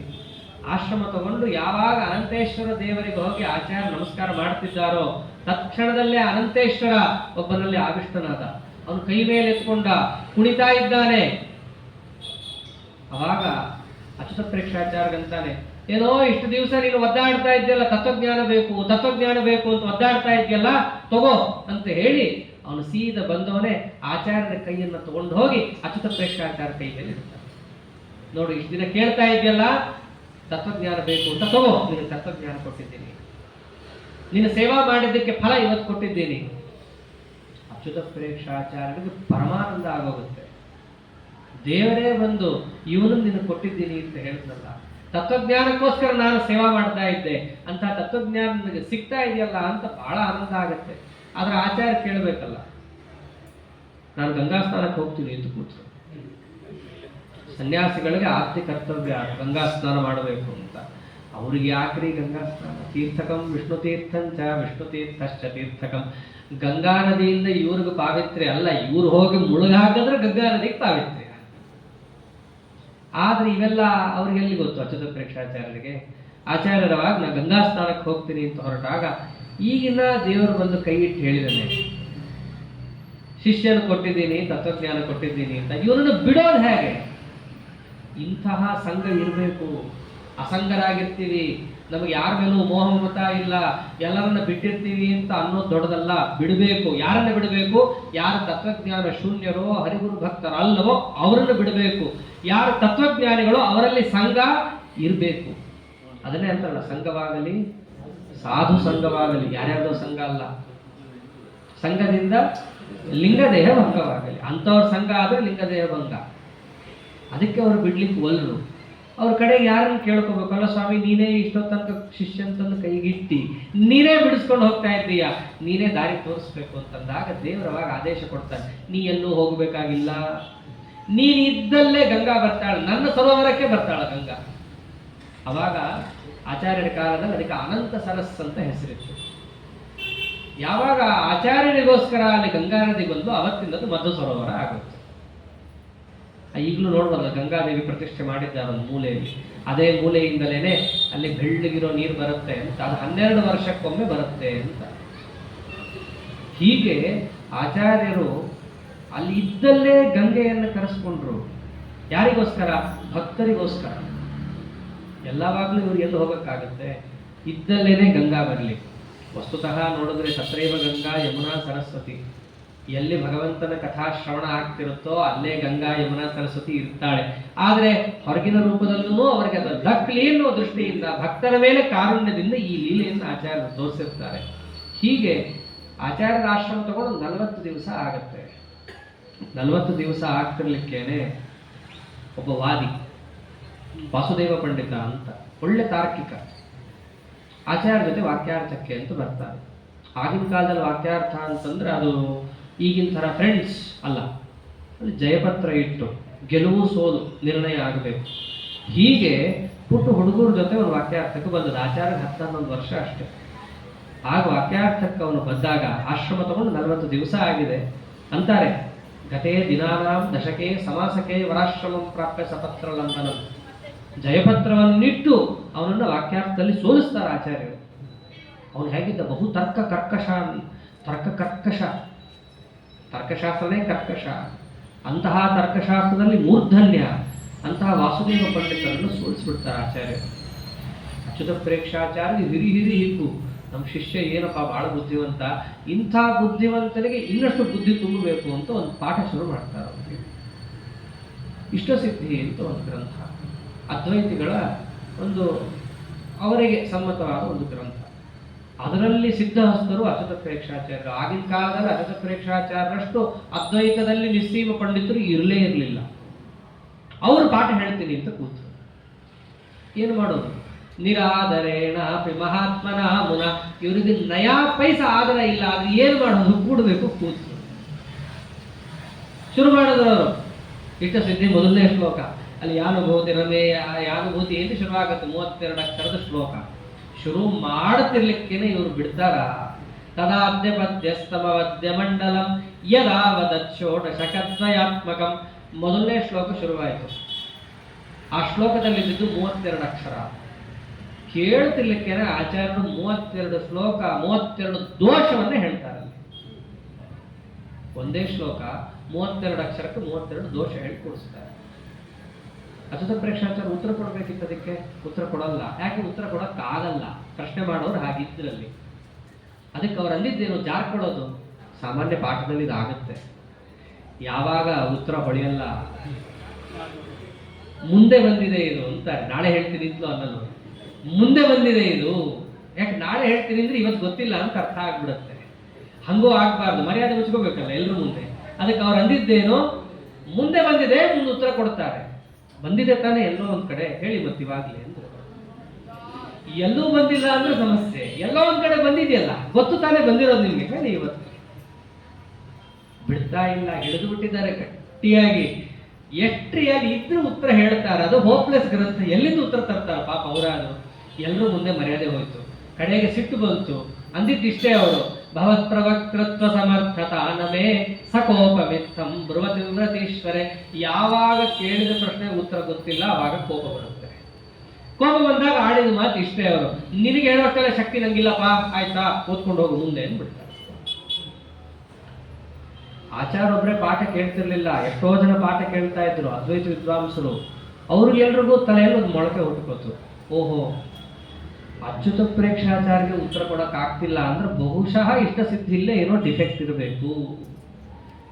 ಅಂತ ಹೇಳಿ ಬಭೂವ ತದ್ದು ಕ್ಷಣ ಸಂಶಯ ಅಂಕುರಃ, ಅವ್ರ ತಲೆಯಲ್ಲಿ ಸಣ್ಣದಾಗಿ ಬಿಟ್ರು. ಓ, ಅದ್ವೈತನೇ ಮಹಾ ಅಂತ ಅನ್ಕೊಂಡ್ಬಿಟ್ಟಿದ್ವಿ, ಮೊದಲನೇ ಶ್ಲೋಕದಲ್ಲಿ ಇಷ್ಟು ತಪ್ಪಿದೆಯಾ, ಇನ್ನು ಒಳಗೋದ್ರೆ ಇನ್ನೆಷ್ಟು ಇರಬೇಕು ಅಂತ ಹೇಳಿ ಶುರುವಾಯಿತು. ಶುರುವಾಗಿ ದುಷ್ಪರಿಣಾಮ ಏನಾಗೋಯ್ತು ಅಂದ್ರೆ ಅಚ್ಯುತ ಪ್ರೇಕ್ಷಾಚಾರ ಪಾಠಕ್ಕೆ ಯಾರು ಬರ್ತಾ ಇರಲಿಲ್ಲ, ಹಂಗಾಗೋಗ್ಬಿಡ್ತು. ಪಾಠ ಪ್ರವಚನ ನಿಂತು ಹೋಗೋ ಪರಿಸ್ಥಿತಿ ಬಂದ್ಬಿಡ್ತು.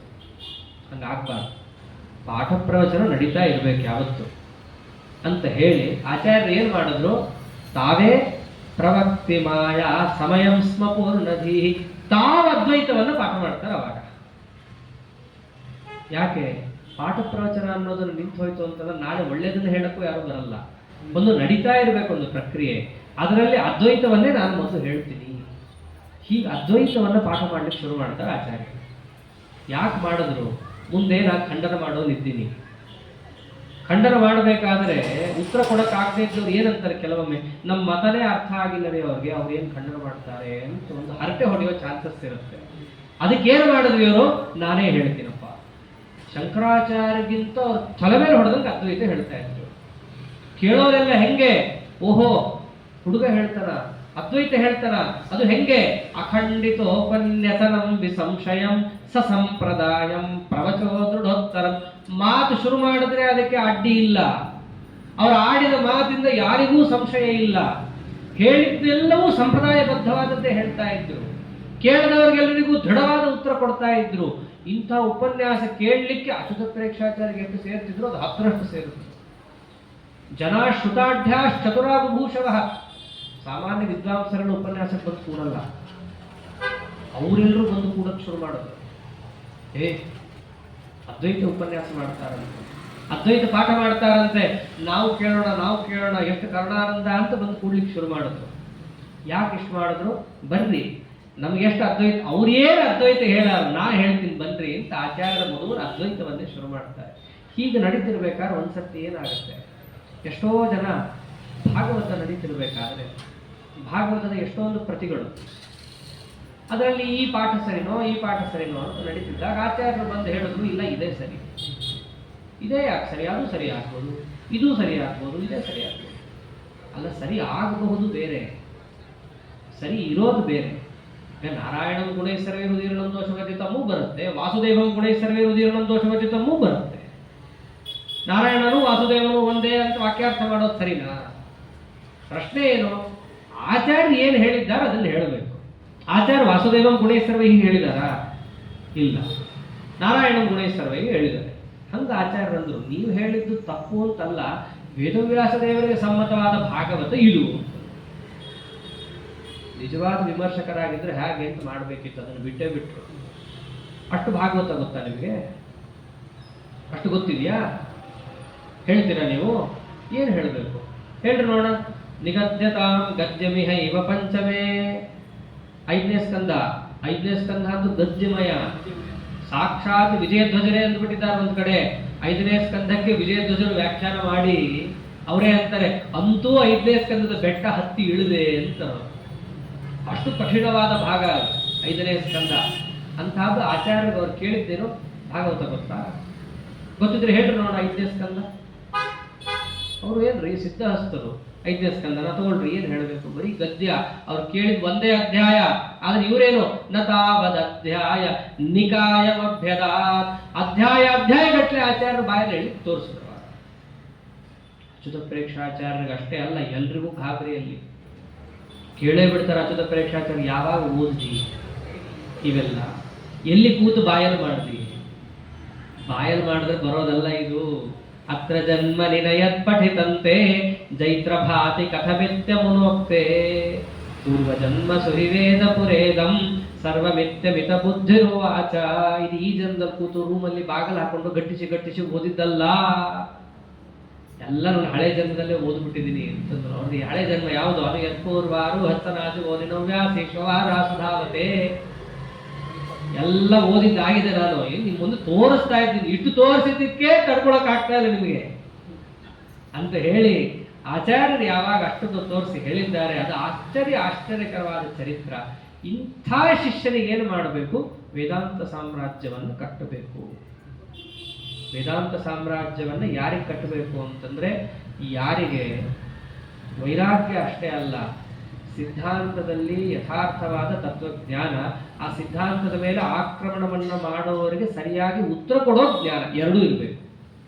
ಆಚಾರ್ಯ ಎರಡೂ ಸಾಬೀತು ಮಾಡಿ ತೋರಿಸೋದ್ರಲ್ಲಿ. ಈಗೇನೋ ಉಲ್ಟಾ ಆಗ್ಬಿಟ್ಟಿದೆ, ಅದು ವರಪೂಜೆ ಕನ್ಯಾದಾನ ಆದಂಗೆ ಆಗೋಗಿದೆ. ಸನ್ಯಾಸಿ ಆದ್ರೂ ಪೀಠ ಅಂತ, ಹಂಗಿಲ್ಲ. ವಸ್ತುತಃ ಸನ್ಯಾಸಾಶ್ರಮಕ್ಕೆ ವೈರಾಗ್ಯ ಸಾಕು, ಪೀಠಾಧಿಪತಿಗಳಾಗಲಿಕ್ಕೆ ತತ್ವಜ್ಞಾನ ಮತ್ತು ಅನ್ಯಥಾ ಜ್ಞಾನ ಪರಿಹಾರ ಮಾಡುವ ಶಕ್ತಿ ಎರಡೂ ಇರಬೇಕು. ಅಂದ್ರೆ ಮಾತ್ರ ಅವನು ಪೀಠಾಧಿಪತಿ ಆಗ್ಲಿಕ್ಕೆ ಸಾಧ್ಯ, ವೇದಾಂತ ಸಾಮ್ರಾಜ್ಯವನ್ನು ಆಡ್ಲಿಕ್ಕೆ ಸಾಧ್ಯ. ವೇದಾಂತ ಸಾಮ್ರಾಜ್ಯವನ್ನು ಮಂತ್ರಾಕ್ಷತೆ ಕೊಡೋಕ್ಕೋಸ್ಕರ ಇರೋದಲ್ಲ, ಪಾದ ಪೂಜೆಗೋಸ್ಕರ ಅಲ್ಲ. ಅದಿರೋದು ಒಂದಕ್ಕೇನೆ, ಯಾವುದು? ವೇದಾಂತ ವಿದ್ಯಾ ನಿಜ ರಾಜ್ಯ ಪಾಲನೆ ಸಂಕಲ್ಪ್ಯಮಾನೋ ಗುರುನಾಗರೀಯಸಿ ಅದಭ್ರಚೇತಾ ಅಭಿಷಿಚ್ಯತೆ ಪುರಾ ಸವಾರಿಭಿರ್ವಾರಿಜ ಪೂರಿತೈರಥ. ವೇದಾಂತ ಅನ್ನೋದು ರಾಜ್ಯ. ಅದು ವೇದಾಂತ ವಿದ್ಯಾ ಸಿಂಹಾಸನಾಧೀಶ್ವರ ಅಂತ ಸುಮ್ಮನೆ ಬೋರ್ಡ್ ಅಲ್ಲದು, ಹಂಗೆ ಇರಬೇಕು. ಅವರು ಹಂಗೆ ಇದ್ರೂ ಕೂಡ ಹಿಂದಿನವರೆಲ್ಲರೂ ಯಾರೇ ಪರಕೀಯರು ಆಚಾರ್ಯರ ಸಿದ್ಧಾಂತದ ಮೇಲೆ ಆಕ್ಷೇಪ ಮಾಡಿದರೆ ಅವತ್ತಿನ ದಿವಸ ಆಕ್ಷೇಪಕ್ಕೆ ಉತ್ತರ ಕೊಡದೆ ಅವರು ತೀರ್ಥ ತಗೋತಾ ಇರಲಿಲ್ಲ. ಯೋಧೇಂದ್ರ ತೀರ್ಥ ಶ್ರೀಪಾದಂಗಳವರಂತೂ ಯಾವ ಊರಿಗೆ ಹೋಗ್ತಾರೋ ಆ ಊರಲ್ಲಿ ಹೂ ತುಳಸಿ ಸಿಕ್ತೋ ಇಲ್ವೋ ಯೋಚನೆ ಮಾಡ್ತಿರ್ಲಿಲ್ಲ. ಅವರು ಯಾರಾದ್ರೂ ದುರ್ವಾದಿ ಇದ್ರೆ ಅವನನ್ನ ಕರೆಸ್ಬೇಕು, ರಾಮದೇವರಿದ್ರೆ ಅವನನ್ನ ಬಡಿಬೇಕು, ಬಡದು ಅವನನ್ನ ಸೋಲಿಸಿ ಆ ಜಯಪತ್ರವನ್ನ ಬರೆದು ತುಳಸಿ ಪತ್ರವನ್ನ ಅದ್ರ ಮೇಲೆ ಇಟ್ಟು ಅರ್ಪಣೆ ಮಾಡ್ತಾ ಇದ್ರು. ತುಳಸಿ ಪತ್ರ ಅಲ್ಲ, ಅವ್ರು ಇಡ್ತಿದ್ದು ಜಯಪತ್ರ. ಹಾಗಿದ್ದವರು ಅವರು ಮಹಾನುಭಾವೆಲ್ಲ ಹಿಂದಿನ ಕಾಲದಲ್ಲಿ. ಸತ್ಯಧ್ಯಾನ ತೀರ್ಥರಂತೂ ಚಂದ್ರಿಕಾ ಖಂಡದ ಬಂದಿದೆ ಅಂತ ಕೇಳಿ ದೂರ ಹೋಗ್ಬಿಡ್ತಾರೆ. ಮೈಲಿಗೆ ನಮಗದು ಆಚಾರ್ಯರ ಸಿದ್ಧಾಂತಕ್ಕೆ ಅಪಚಾರ ಆಗಿದೆ ಅಂತ ಸುದ್ದಿ ಬಂದ್ರೆ ಮೈಲಿಗೆ. ಈಗ ನಮ್ಗೆಲ್ಲ ಅದೇ ತಾನೆ, ಯಾರೋ ಬಂಧುಗಳು ಹೋದ್ರು ಅಂತ ಸುದ್ದಿ ಬಂದ್ರೆ ಸಾಕು ಮೈಲಿಗೆ.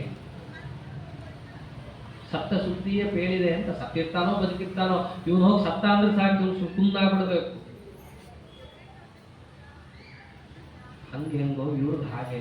ಆಚಾರ್ಯರ ಸಿದ್ಧಾಂತದಲ್ಲಿ ಅಷ್ಟು ದೀಕ್ಷಾಬದ್ಧರಾಗಿ ಇರ್ತಿದ್ರು ಇರಬೇಕು ಅವರು. ಹಂಗಿದ್ರೆ ಮಾತ್ರ ಅವರು ವೇದಾಂತ ಸಿಂಹಾಸನದಲ್ಲಿ ಕೂಡ್ಲಿಕ್ಕೆ ಅಧಿಕಾರಿಗಳು. ಇದನ್ನಲ್ಲಿ ಆಚಾರ್ಯರಲ್ಲಿ ಮನಗಂಡು ಎಷ್ಟೋ ಜ್ಯೇಷ್ಠೇತಿಗಳಿದ್ರು, ಅವ್ರಿಗೆ ಕೊಡ್ಲಿಲ್ಲ. ವೇದಾಂತ ಸಿಂಹಾಸನ ಯಾರಿಗೆ ಕೊಡ್ತಿದ್ದಾರೆ? ಆಚಾರ್ಯರಿಗೆ ಕೊಟ್ಟರು. ಅದನ್ನು ಅಭಿಷೇಕ ಮಾಡ್ತಾರೆ. ಅವ್ರ ತಲೆಯ ಮೇಲೆ ಸಾಲಿಗ್ರಾಮ ಪ್ರತಿಮಾದಿಗಳನ್ನು ಇಟ್ಟು ಅವ್ರ ತಲೆಯ ಮೇಲೆ ಅಭಿಷೇಕವನ್ನು ಮಾಡ್ತಾರೆ ಅವತ್ತಿನ ದಿವಸ. ಅವತ್ತು ಆಶ್ರಮನಾಮದ ಜೊತೆಯಲ್ಲಿ ಇನ್ನೊಂದು ಹೆಸರನ್ನು ಕೊಡ್ತಾರೆ, ಅದೇನೆ ಪೀಠನಾಮ. ಆಚಾರ್ಯರಿಗೆ ಕೊಟ್ಟ ಹೆಸರೇನೆ ಆನಂದ ರೂಪಸ್ಯ ಪರಸ್ಯ ಪಾತ್ರಧೀ ಆನಂದ ಸಂದಾಗಿ ಸುಶಾಸ್ತ್ರ ಕೃತ್ಸಯತ್ ಆನಂದ ತೀರ್ಥೇತಿ ಪದಂ ಗುರುದಿತಂ ಬಭೂವ ತಸ್ಯಾತ್ಯನುರೂಪ ರೂಪಕಂ. ಅತ್ಯಂತ ಅನ್ವರ್ಥವಾದ ಹೆಸರನ್ನು ಅವರು ಗುರುಗಳು ಅವರಿಗೆ ಇಟ್ಟಿದ್ದಾರೆ. ಇವರು ಬಂದಿದ್ಯಾಕೆ? ಆನಂದ ಸಂದಾಗಿ ಸುಶಾಸ್ತ್ರ ಕೃತ್ಸಯತ್, ಮೋಕ್ಷಾನಂದವನ್ನು ಕೊಡುವ ಶಾಸ್ತ್ರವನ್ನು ನಿರ್ಮಾಣ ಮಾಡೋರು ಇವರು. ತೀರ್ಥ ಅಂದ್ರೆ ಶಾಸ್ತ್ರ, ಆನಂದ ಅಂದ್ರೆ ಮೋಕ್ಷಾನಂದ, ಮೋಕ್ಷಾನಂದವನ್ನು ಕೊಡುವ ಶಾಸ್ತ್ರವನ್ನ ತೀರ್ಥವನ್ನ ಜಗತ್ತಿಗೆ ಕೊಡ್ತಾರೆ ಅನ್ನೋ ಅಭಿಪ್ರಾಯದಲ್ಲಿ ಆನಂದ ತೀರ್ಥ ಅಂತ ಅವ್ರಿಗೆ ಏನು ಹೆಸರಿಟ್ಟಿದ್ದಾರೋ ಅದು ಅತ್ಯಂತ ಅನುರೂಪವಾದಂತಹ ಹೆಸರಾಗಿತ್ತು. ಹಂಗೆ ಅವರು ಪೀಠದಲ್ಲಿ ಬಂದಿದ್ದಕ್ಕೆ ನಡ್ಕೊಂಡ್ರು ಕೂಡ. ಎಲ್ಲ ಸುದ್ದಿ ಹೋಗ್ಬಿಟ್ಟಿತ್ತಾಗಲೇ 40ನೇ ದಿವಸಕ್ಕೆ ವಾಸುದೇವ ಪಂಡಿತನ್ನು ಸೋಲಿಸಿದ್ರಂತೆ, ಅವನು ಜಯಪತ್ರ ಬರ್ಕೊಟ್ನಂತೆ ಅಂತ.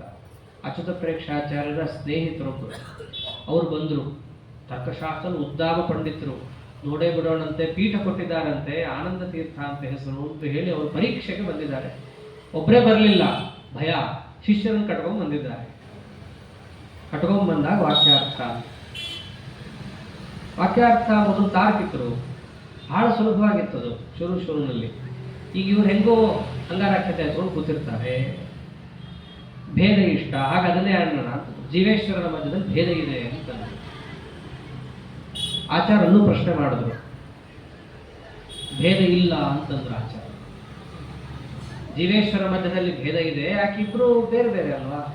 ಅವನು ಸರ್ವಜ್ಞ, ಇವನು ಅಲ್ಪಜ್ಞ, ವಿರುದ್ಧ ಧರ್ಮಗಳೆಲ್ಲಿರ್ತಾವೋ ಅವ್ರ ಮಧ್ಯೆ ಭೇದ ಇರಬೇಕು ಅಂತ ಅವರು ತರ್ಕವನ್ನು ಪ್ರಯೋಗ ಮಾಡ್ತಾರೆ.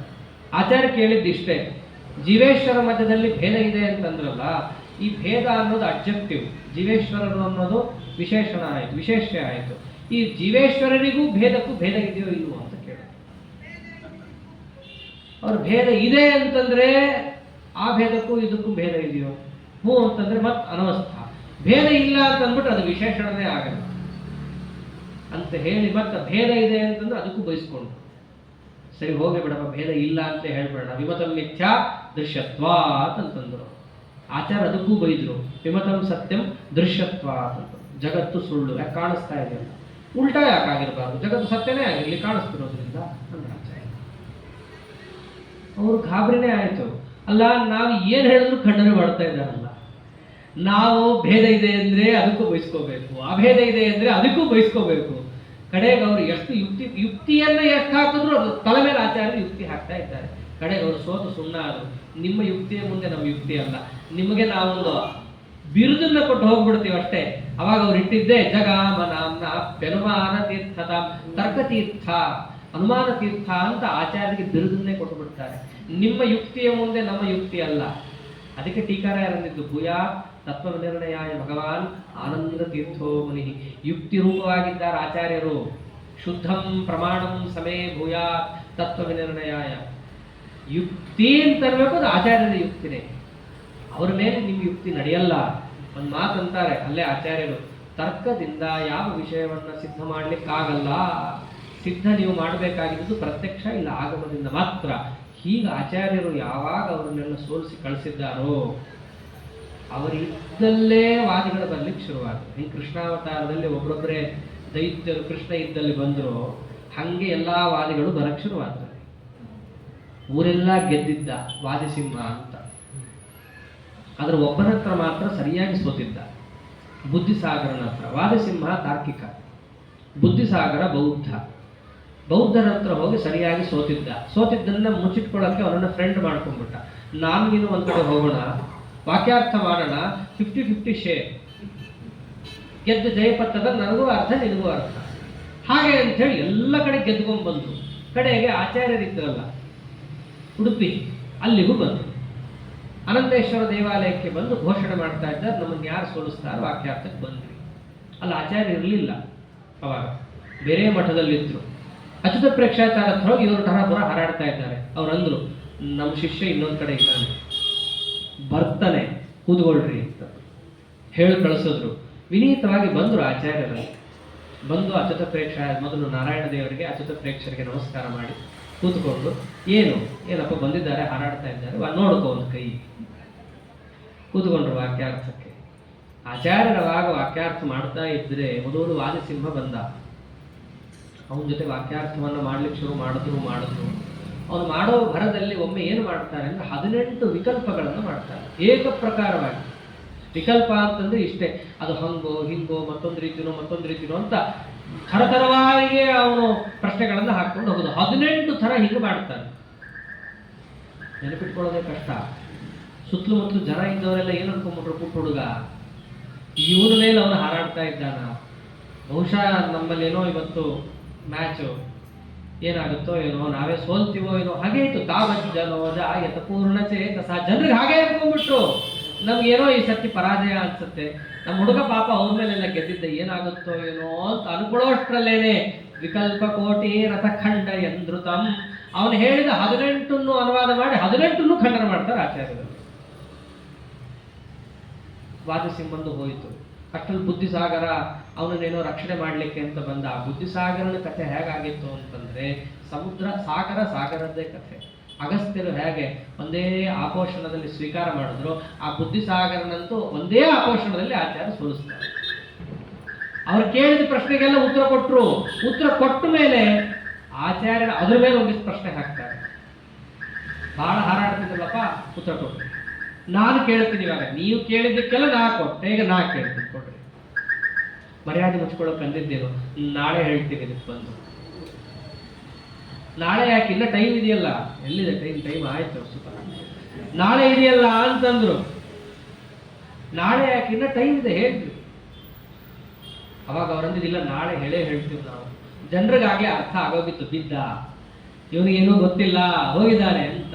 ಜನರಿಗೆ ಅವಾಗ ಊಹೆ ಇತ್ತು ಹೋಗಿದ್ದಾನೆ ಅಂತ. ರಾತ್ರಿ ಓಡೋದ್ಮೇಲೆ ಕನ್ಫರ್ಮ್ ಆಯ್ತು ಅವ್ರಿಗೆ ಸೋತಿದ್ದಾನೆ ಅಂತ ಹೇಳಿ ಅವರಂದ್ರು. ಮುಹೂರ್ತದಲ್ಲೇನೆ ಆಚಾರ್ಯರು ಏನು ಮಾಡಿದ್ರು, ಎಷ್ಟೋ ದೇಶಗಳಲ್ಲಿ ಗೆದ್ದು ಬಂದ ಜಯಪತ್ರಿಕೆಯೆಲ್ಲ ಅಲ್ಲೇ ಇರಬೇಕಲ್ಲ. ವಾಕ್ಯಾರ್ಥ ಅಂದ್ರೆ ಹಂಗದು. ಜಯಪತ್ರಿಕೆಯನ್ನು ಬ್ಯಾಗಲ್ಲಿ ಇಟ್ಕೊಂಡು ಸರ್ಟಿಫಿಕೇಟ್ ತರ ತಗೊಂಡು ಹೋಗೋದಲ್ಲ. ಅವನು ವಾಕ್ಯಾರ್ಥ ಮಾಡಬೇಕಾದ್ರೆ ಎಲ್ಲ ಜಯಪತ್ರ ಎದುರಿಗೆ ಇಡಬೇಕು. ಅವನಿಗೆ ಗೆದ್ದ ಮೇಲೆ ಅಷ್ಟು ಜಯಪತ್ರ ತಗೊಂಡು ಹೋಗ್ಬೇಕು. ಸೋತ್ರೆ ಅಷ್ಟು ಜಯಪತ್ರ ಅವನಿಗೆ ಹೋಗುತ್ತೆ. ಸಾವಿರಾರು ಜಯಪತ್ರ ಅವನು ಪಡೆದಿದ್ರು ಒಂದರಲ್ಲಿ ಅವನು ಸೋತ್ರೂ ಕೂಡ ಅದಷ್ಟು ಹೊರಟೋಗುತ್ತೆ. ಅದನ್ನೇ ಅಂತಾರೆ ಜಯಶ್ರಿಯಂಭೂ ಪರಿವರ್ತಿನ ಚಿರಾದ್ ಅಹೋ ಮುಹೂರ್ತಾದಯಮ ಪ್ರಯತ್ನವಾನ್ ಅವಾಪ್ತವಾನಿತ್ಯತಿ ವಿಸ್ಮಿತಂ ಜನೈ.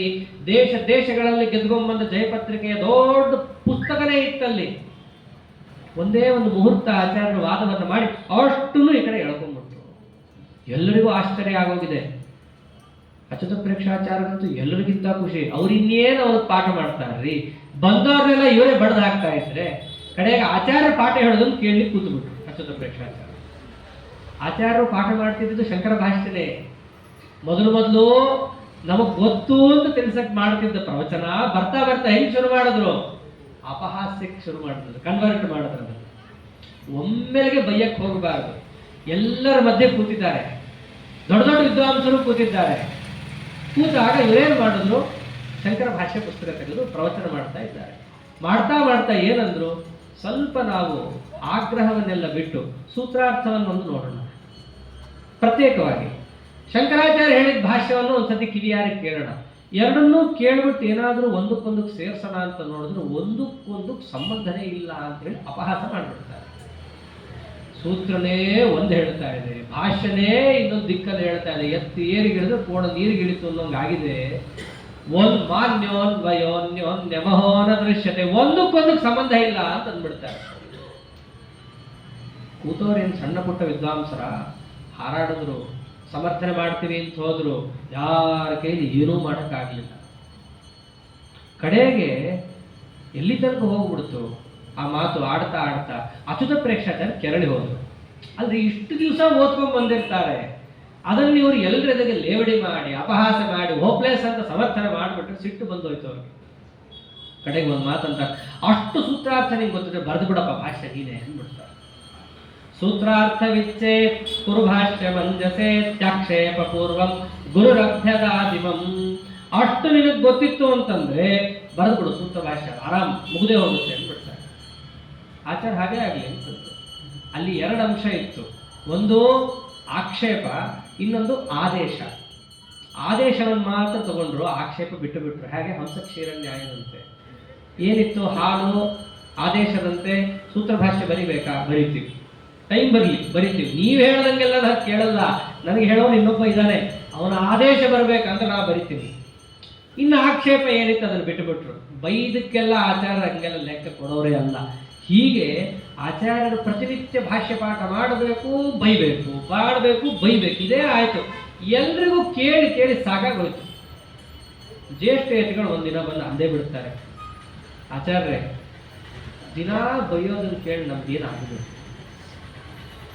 ಶಂಕರಾಚಾರ್ಯ ತಪ್ಪು ಬರೆದ್ರೆ ಬರೀಲಿ, ನಾವೇನು ಮೋಕ್ಷಕ್ಕೆ ಹೋಗಲ್ಲ ತಪ್ಪು ಬರೆದಿದ್ದಾರೆ ಎಂದು ಮಾತ್ರಕ್ಕೆ. ಸರಿಯಾಗಿರೋದು ಹೇಳ್ರಿ ಅಂತ ಮೊದಲನೇ ಬಾರಿ ಕೇಳ್ತಾರೆ. ಅಲ್ಲಿ ತನಕ ಆಚಾರ್ಯರು ಒಂದು ಸರ್ತಿನೂ ಸರಿಯಾಗಿರೋದು ಹೇಳಿದರು. ಯಾಕೆ? ನಾಪೃಷ್ಟ ಕಸ್ಯಚಿತ್ ಬ್ರೂಯ, ಸರಿಯಾಗಿ ಏನಿದೆ ಅಂತ ತತ್ವ ಜಿಜ್ಞಾಸೆ ಇಟ್ಟುಕೊಂಡು ಕೇಳೋ ತನಕ ಹೇಳಿರಲಿಲ್ಲ ಆಚಾರ್ಯರು. ಯಾವಾಗ ಜ್ಯೇಷ್ಠೇತಿಗಳು ಬಂದು ಕೇಳ್ತಾರೋ ಅವಾಗಂತಾರೆ ವ್ಯಾಖ್ಯಾ ವಿಧ ವಿಷ್ಣು ಪದ ಪ್ರಕಾಶಿನಿ. ಅವಾಗ ಅವರು ಆನಂದ ತೀರ್ಥರ ಮುಖದಿಂದ ಬಂದದೆ ಚಂದ್ರಿಕಾ, ಆನಂದ ತೀರ್ಥಾನನ ಚಂದ್ರ ಚಂದ್ರಿಕಾ ವ್ಯಾಖ್ಯಾ ವಿಧ ವಿಷ್ಣು ಪದ ಪ್ರಕಾಶಿನಿ. ಶಂಕರಾಚಾರ್ಯರ ಭಾಷ್ಯ ಎಷ್ಟು ಅಸಂಬದ್ಧ ಇದೆ, ಹಾಗೂ ನಾವು ಹೇಳುವ ಸೂತ್ರಾರ್ಥ ಎಷ್ಟು ಸಂಬದ್ಧ ಇದೆ. ಈ ಅಭಿಪ್ರಾಯದಲ್ಲಿ ಜ್ಯೇಷ್ಠೇತಿಗಳಿಗೆ ಮಾಡಿದ ಪ್ರವಚನ ಏನಿದೆಯಲ್ಲ ಅದ್ಭುತ. ಅದನ್ನೇ ವ್ಯಾಸರಾಜರು ಗ್ರಥನ ಮಾಡಿಟ್ರು. ವ್ಯಾಸರಾಜರು ಚಂದ್ರಿಕಾದಲ್ಲಿ ಮೊದಲು ಏನಂದ್ರು? ಪ್ರತಿ ಸೂತ್ರಂ ಪ್ರಕಾಶ್ಯತೆ ಘಟನಾ ಘಟನೆ ಮಯ. ಚಂದ್ರಿಕಾ ಅಂತ ಸುಮ್ಮನೆ ಹೆಸರಿಟ್ಟಿದ್ದಲ್ಲ ವ್ಯಾಸರಾಜರಲ್ಲಿ. ಪ್ರತಿಯೊಂದು ಸೂತ್ರ ತಗೋತೀನಿ, ನಮ್ಮ ಆಚಾರ್ಯರ ಭಾಷ್ಯ ಎಷ್ಟು ಸಂಗತ ಇದೆ, ಬೇರೆಯವರ ಭಾಷ್ಯ ಎಷ್ಟು ಅಸಂಗತ ಇದೆ, ಇದನ್ನ ತೋರಿಸ್ತೀನಿ ಅಂತ ಪ್ರತಿಜ್ಞೆ ಮಾಡಿದ್ರಲ್ಲ, ಅದನ್ನೇ ಆಚಾರ್ಯರವಾಗಿ ಮಾಡಿದ್ದು. ಮಾನ್ಯೋನ್ವಯೋನ್ಯೋನ್ಯ ಮಹೋನ ದೃಶ್ಯತೆ, ಬೇರೆಯವ್ರದ್ದು ಸಂಬದ್ಧ ಇಲ್ಲ, ನಾವು ಹೇಳೋ ಅರ್ಥ ಸಂಬದ್ಧವಾಗಿದೆ. ಆಚಾರ್ಯರಲ್ಲಿ ಏನು ಮಾಡಿ ತೋರಿಸಿದ್ರು, ಸಂಪ್ರದಾಯಾರ್ಥ ಕೋವಿದರಾದ ವ್ಯಾಸರಾಜರು ಅದನ್ನೇ ಮಾಡಿ ತೋರಿಸಿದ್ರು. ಆನಂದ ಆಗೋಗುತ್ತೆ. ಜ್ಯೇಷ್ಠ ಯತಿಗಳಿಗೆ ಇದೆಲ್ಲ ಉಡುಪಿಯಲ್ಲಿ ಆದದ್ದು. ಹೀಗಿದ್ದಾಗ ಯತಿಗಳು ಒಂದೇ ಕಡೆ ಕೂಡಬಾರದು ಅಂತ ಹೇಳಿ ಅವರು ಸಂಚಾರಕ್ಕೆ ಹೊರಡಬೇಕು ಅಂತ ಮಧುಲಿಯಲ್ಲಿ ಹೊರಡುತ್ತಾರೆ. ದಕ್ಷಿಣ ದೇಶಕ್ಕೆ ಸಂಚಾರಕ್ಕೆ ಹೊರಡುತ್ತಾರೆ. ಅಲ್ಲಿ ಹೋದಾಗ ಯಾವ ರೀತಿಯಾದ ದಿಗ್ವಿಜಯ ಆಯಿತು ಇತ್ಯಾದಿ ಕಥಾಭಾಗವನ್ನು ನಾಳೆ ದಿವಸ ನೋಡೋಣ ಅಂತ ಹೇಳ್ತಾ ಅದೇ ಯಥಾಮತಿ ಕಥಾಭಿಪ್ರಾಯ ಶ್ರೀಕೃಷ್ಣಾರ್ಪಣಮಸ್ತು. ಹರೆಯೇ ನಮಃ.